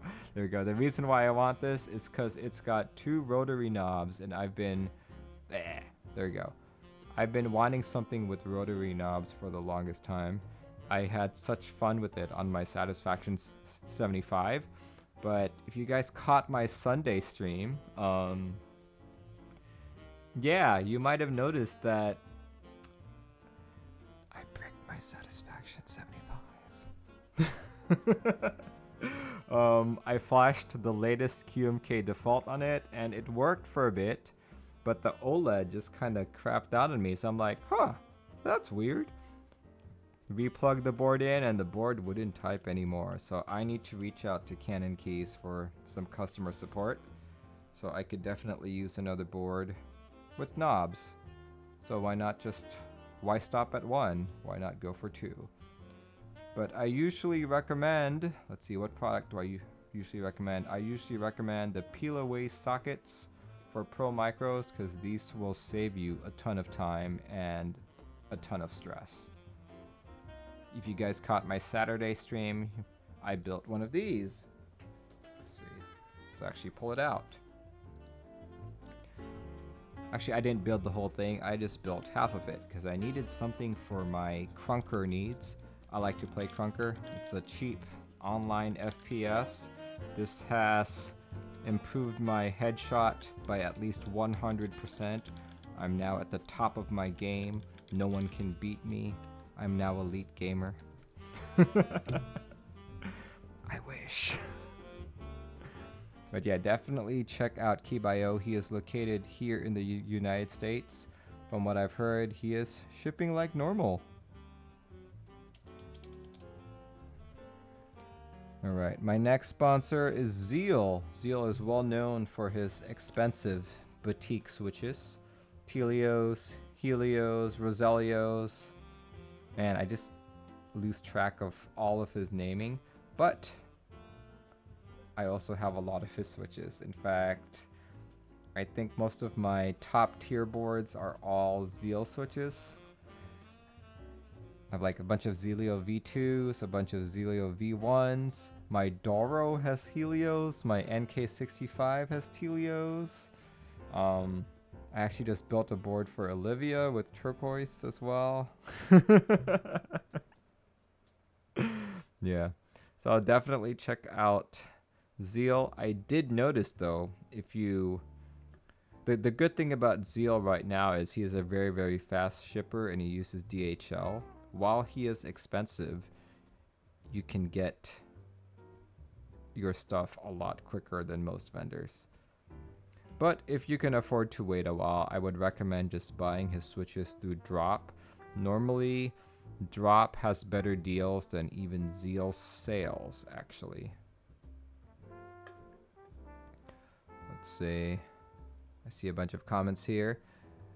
AduB2 says, what is a peel away socket? It allows you to, if you solder in the sockets, you can easily remove your Pro Micro without having to desolder it. Magic Donut says, Mech Marlin. Sounds fishy. Do you have a recommendation for a new case for a Leopold RC750R? I was unaware that you could get cases for the RC70R. Let's see. Olivia's still providing customer support. Xenophobia says, no Luddites for giveaway tonight. You can go. Olivia's throwing shade that I don't have Valorant yet. Oh boy. Just you wait. One day I'm going to have Valorant. But the issue is I need to have a more stable connection because even with Crunker, I am lagging like hell. Adobe says, what's the difference between a Pro Micro and an Elite C? A Pro Micro is $8 and Elite C is $19. Other differences are the bootloader for a Pro Micro is Katarina. A Elite C is QMK DFU. And the reason why there's that distinction is Katarina doesn't protect against oversized firmwares, whereas Atmel or QMK DFU does. So it's overly a safer bootloader. Elite C has USB-C. Pro Micro has Mini B, has Micro B. Elite C has a reset switch. Pro Micro doesn't. You know, that's on top of that. Magic Donut said, I was also unaware. That's why I was hoping you would know. Yeah, I unfortunately don't pay attention to much of the Leopolds or anything like that. Yeah. Xenophobia calls it the Cancerina bootloader. Oh no. Please make a picture of a fish with a wizard hat. Ah. One of these days. Right. My next sponsor is Dixie Mech. Dixie Mech is currently doing Nautilus Round 2. I was fortunate enough to be part of Nautilus Round 1, and it is by far one of my favorite key sets. In fact, it inspired me to make GMK Merlin. So, let's see. In terms of what I'm getting for Nautilus, I am in need of yellow space bars. So that is what I'm going to get. I'm a little bit concerned that there is no... Was there a Desmat announced? I'm not seeing Desmat. Yeah. I'm getting these space bars and the novelties. I will not be getting this. Oh, there we go. Desmat. Perfect. I will also be getting a Desmat. Yeah, you've got a few more days left of this as well. Oof. Looks so nice. So nice. Such a nice key set.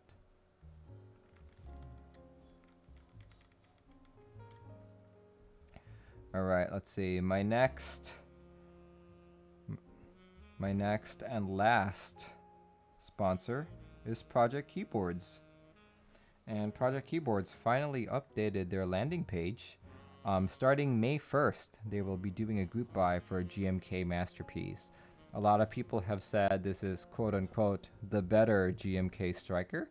I would have to agree. I like the lighter shades of blue over the GMK Striker. Like I am a big fan of GMK Striker still. I was very upset that at the time it went into group buy, I didn't have money to buy it. But I guess this is my next chance. Not quite GMK Striker, but has that feel. Coming soon. Let's see, when you click on it, does it give you anything else? No, it does not. Hopefully he will have it soon. Tigerman asks, Mac Merlin, how much do you charge for a keyboard? It depends on what size and what you want me to do to it.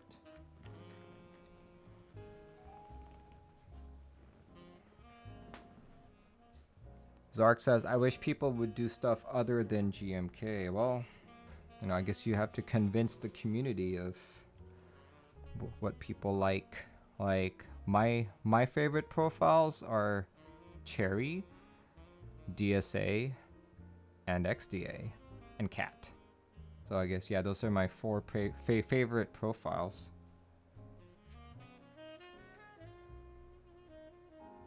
All right. Let's see, let's get back to this. Let's fix up my errors here. I don't know where I went wrong.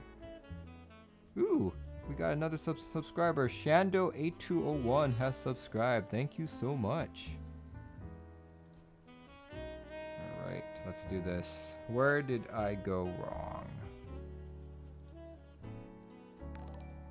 Probably went wrong in several places. Magic Donut is now following as well. Thank you so much. Thanks for all your support, guys. Let's see. Where did I go wrong? Let me stare at this. If I remember, Via said... Oh wait, should plug in the board. Neurotical says, good evening from Seattle. Good evening from Seattle as well. Boom, okay, so looks like it's my pipe key that got messed up. Not a problem. We can fix that.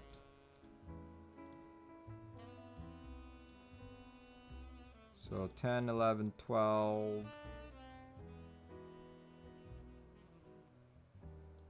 13. Yeah, I did mess up.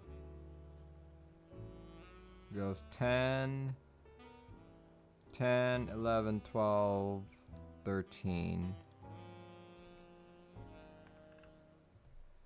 10, 11, 12, 13.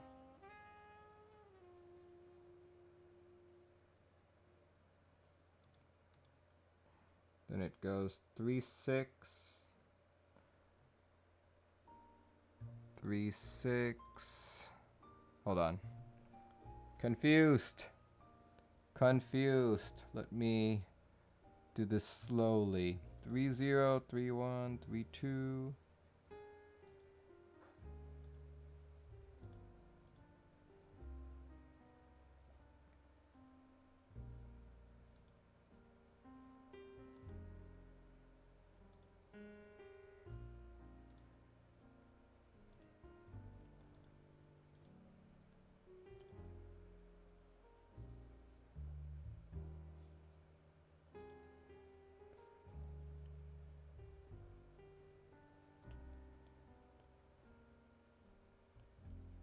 Okay, now it looks like it's just these guys that are messed up. 3, 6, 3, 7, 3, 8, 3, 9. Okay. I think that's correct. Oh, I see why. Look at that. I made those 1Us.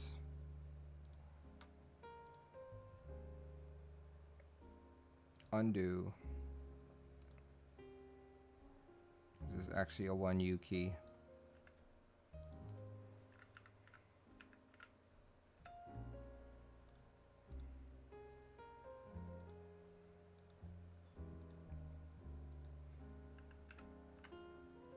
Okay, we got it.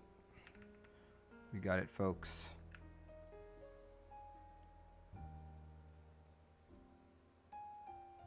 We got it.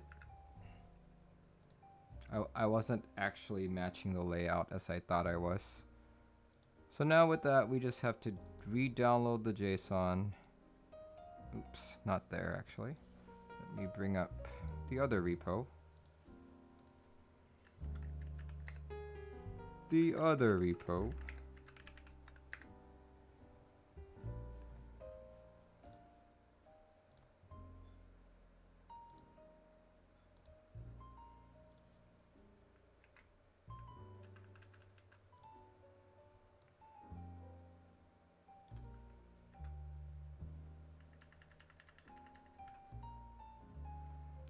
And let's reload the VIA.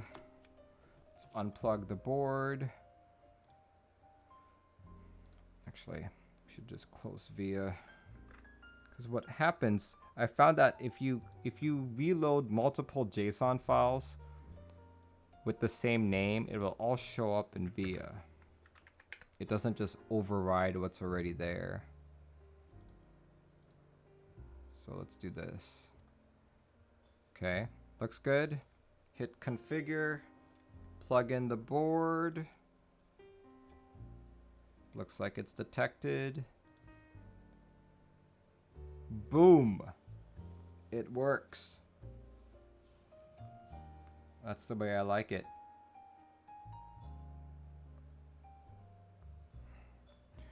Neurotical says, do you have a video on the overall process for adding VIA support? Yeah, you're watching it.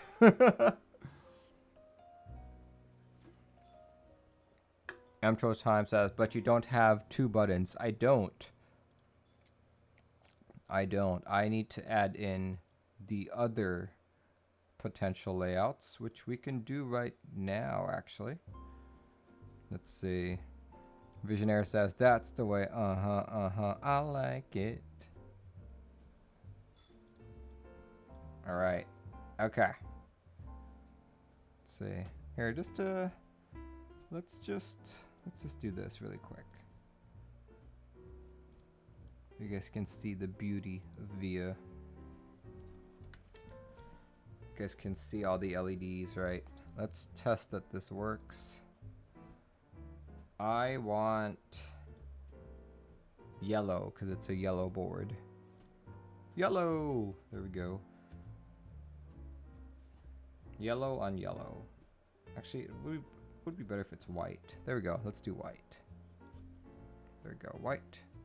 White underglow. Perfect. White underglow. All right. Okay. I am going to add the rest of the layouts right now.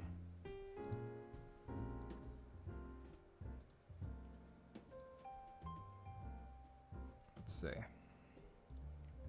Okay, this is where it gets confusing because you want to add in all the extra keys.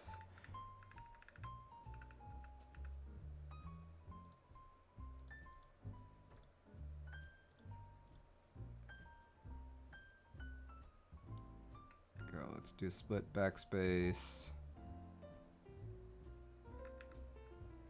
Split backspace.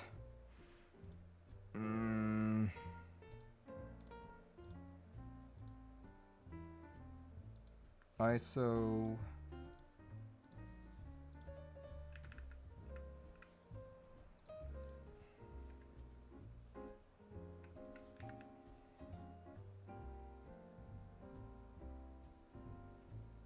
Man.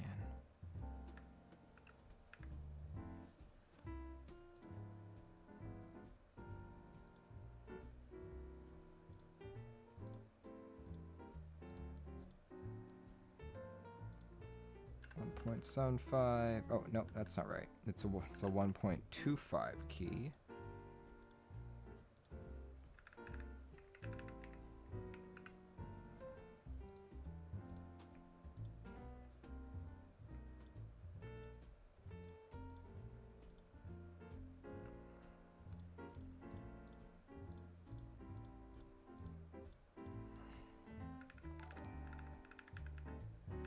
Idiot Exception gifted a tier 1 sub to Xenophobia. Thank you.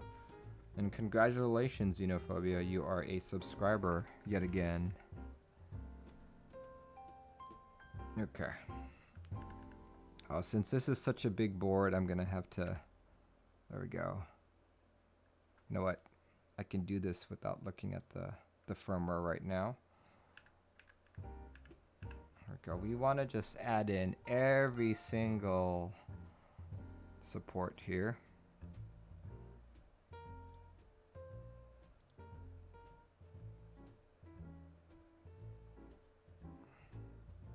The height is 2.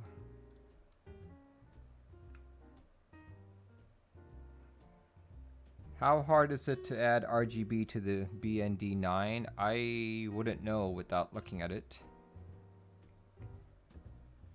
You know what? I'm gonna try and make this default, so we'll do that. Let's do that. Let's do that right there.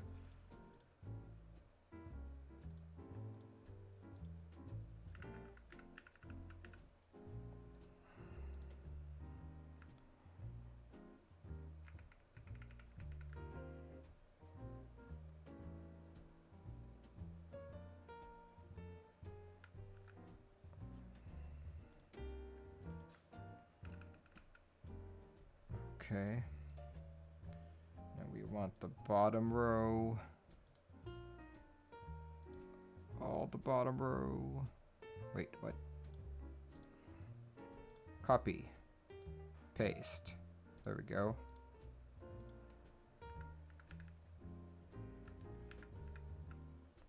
And whew, okay. I don't know about you guys, but that seems to be a very strange option. What is that? That's 1.25, 1.5, and 1. Oh. It's very odd. Oh shoot. Okay, I'm gonna have to account for all this as well.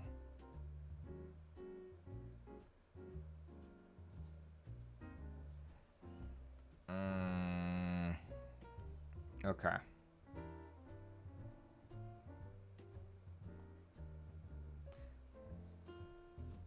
You know what? I am going to copy this.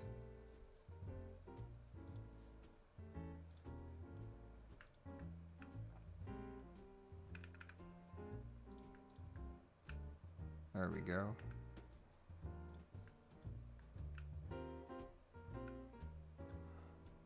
Copied.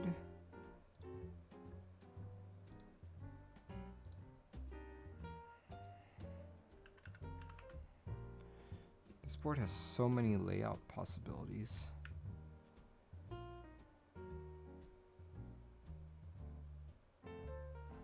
That's an odd bottom row for sure. I know, right?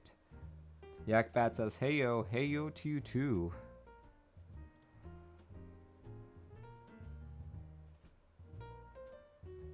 Okay, now I just have to concern myself with this bottom row. It's a very odd bottom row.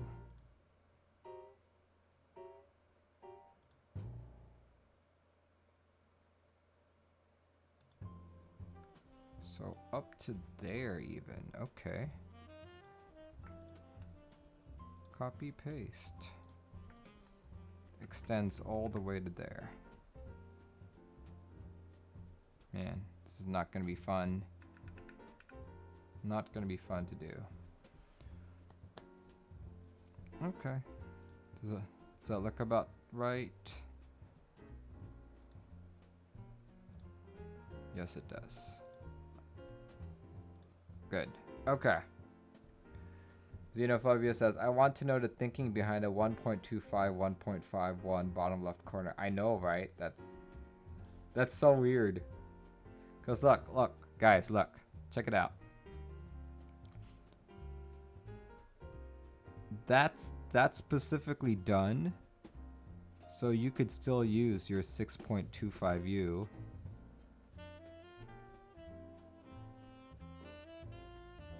No, actually, no, that's not right.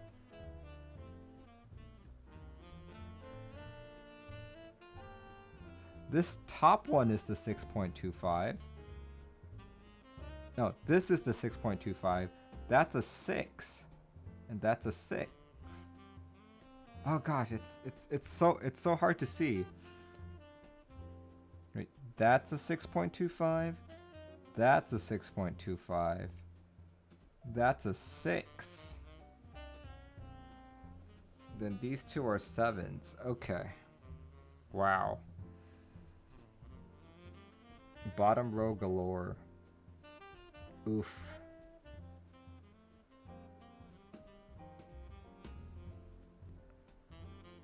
I'm trying to think about something here. It's 6.25, 6. Yeah. Yeah, that's what I figured, Xenophobia.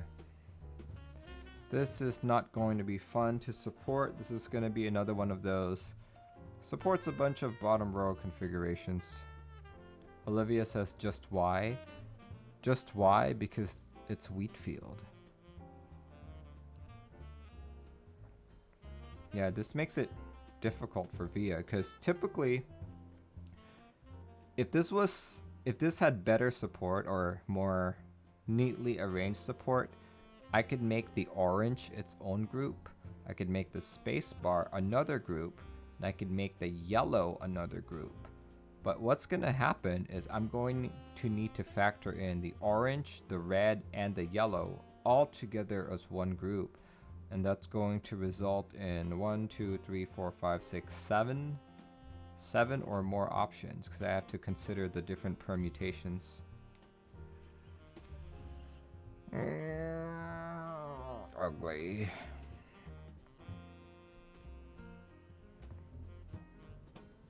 You know what? I think this is a nonsense one. This is nonsense, so I am going to take that out. How about we just pretend we didn't see this? I know, right? The ones that are most likely are probably the 7U right here with the symmetrical 1.51 and 1.75. And then... oh my god.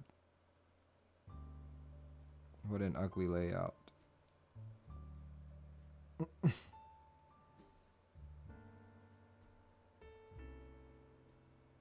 Okay, here goes.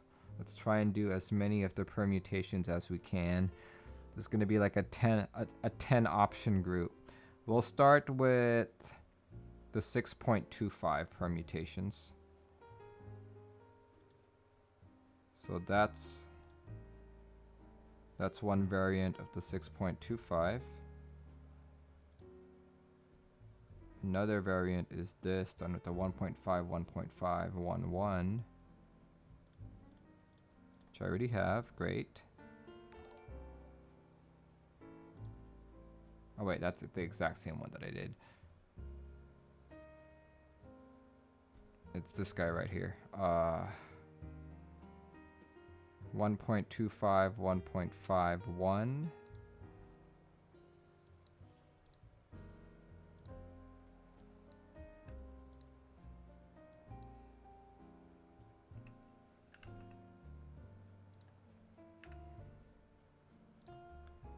Okay.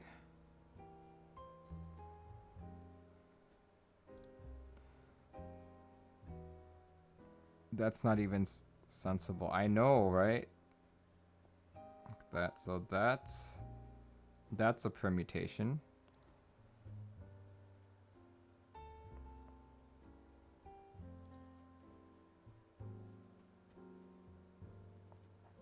Okay. Oh my word. This is hurting my soul.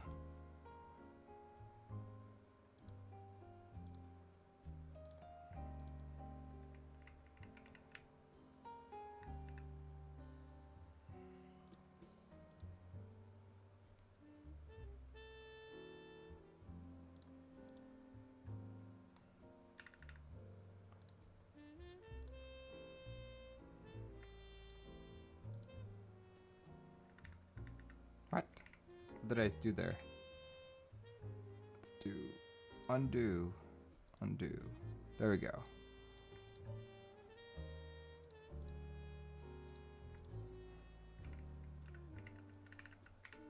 And these guys can all be one. For any aspiring PCB designers out there, please don't do this.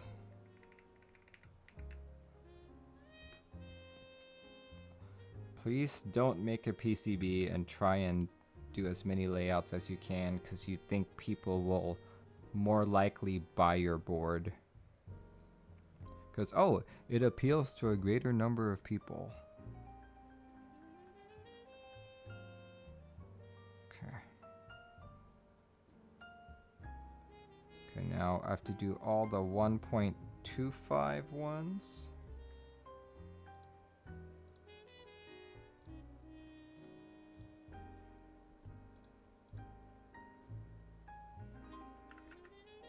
No, why did that do that? Yeah, I'll just do that.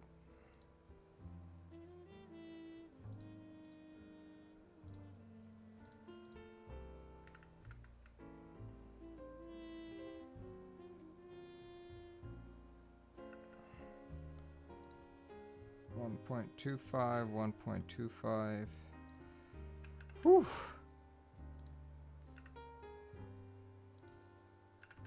is not fun at all.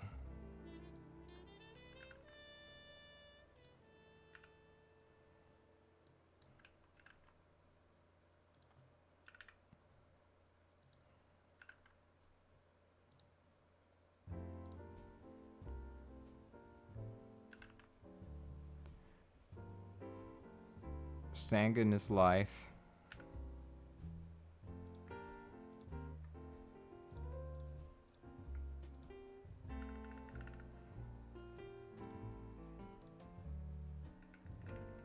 Okay, yep, that's another. That's a good one right there.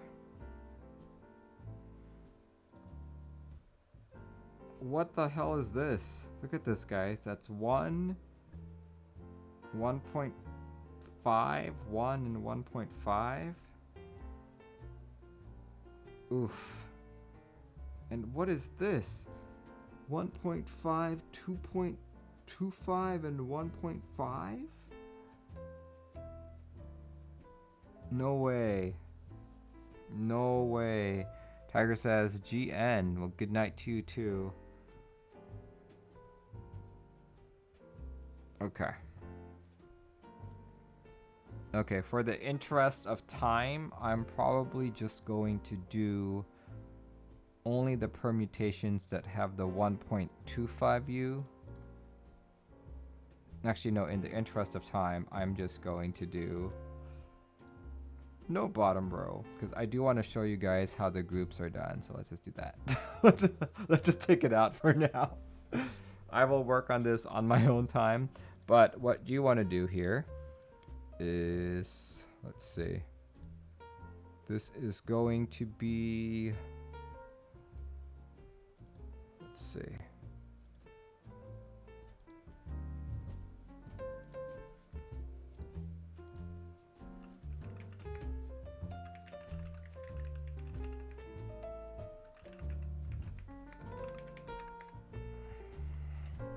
Olivia's like, OMG, I'm dying. This is like probably one of the worst layouts. I'm going to make a commit, or I'm going to make a PR in which this bottom row group is going to have 15 options. It's going to be terrible. It's going to be terrible.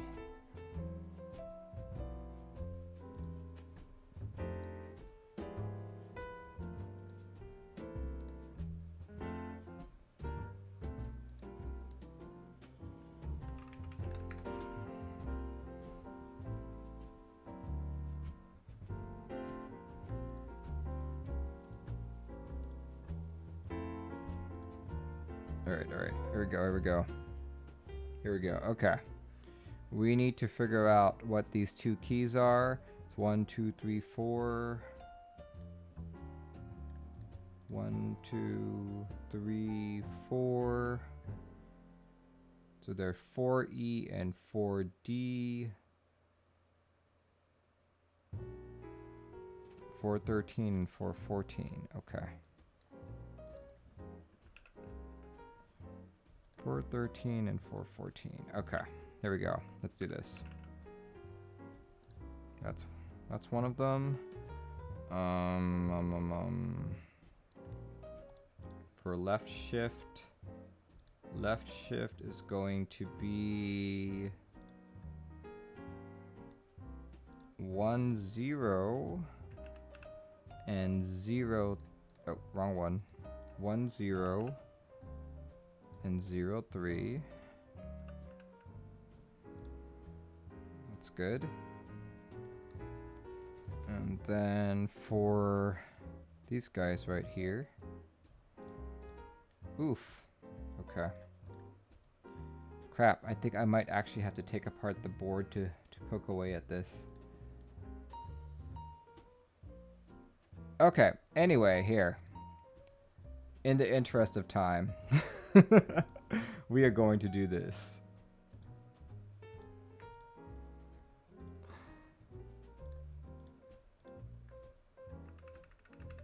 Because it is getting late. It is 9:45. And I don't want to have to take apart the board. We are going to assume that this board only has a few things you can mess around with in terms of layout. So the way VIA gets around to doing this is if you go to your base layout, redo them also with the same kind of paired numbering scheme, except this time it's the first number is the group number and the second number is the option number. So if it's part of your base layout, the option number will always be 0. And the way this works is it goes from top to bottom, left to right. That's how you number the groups. So this guy is the next one. We want to call him 10. And these guys 0, 1, because it's still part of the same group, just option 1. And this guy is part of group 1, option 0.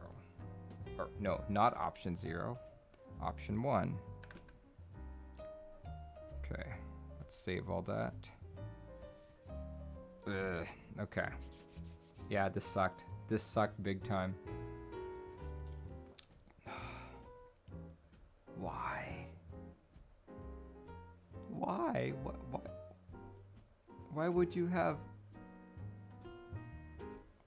these layouts? Why? Okay.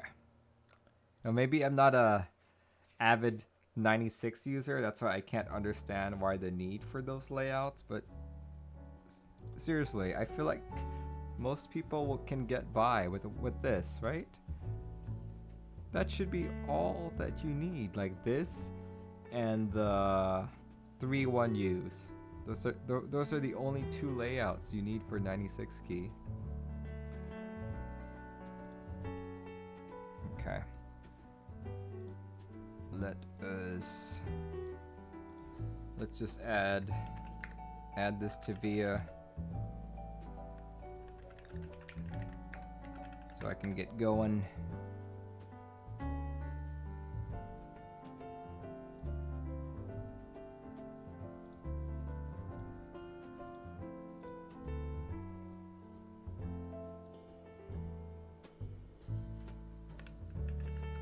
Download that JSON file again really quick.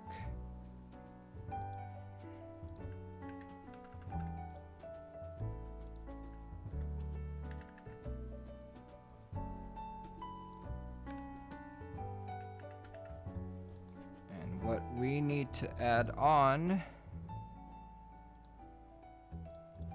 is, let's see, how do I want to do this? Let me just copy in the labels here so I know what I'm doing. Labels.